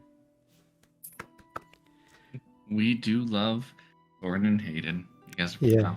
Soren and Hayden, if you're on, you can unmute, take a bow. Good job. They're my two favorite gaming-related intermission hosts for sure. Yeah. Oh, thanks. Agreed. Honestly, with the tavern, it could be its own little show, like later on. That would be cool. A show within a show. That's exactly what it's going to be. I'm excited for the eventual day that somebody bakes on that show. Oh, it's gonna happen. Hayden's Oh. already got ideas happening and stewing. There are plans in the work, I can tell you that. No Viking. Well, on that note, again, thank you to everyone who's watched our second episode. We will be hosting every Wednesday at 7:30 Mountain Standard. Please like and follow, and check out our YouTube channel. Though everything that happened that was fun or exciting or emotional, we're gonna break into clips and put on TikTok, if that's your thing. But if anything, join us next week. And again, a million thanks. Have a good night.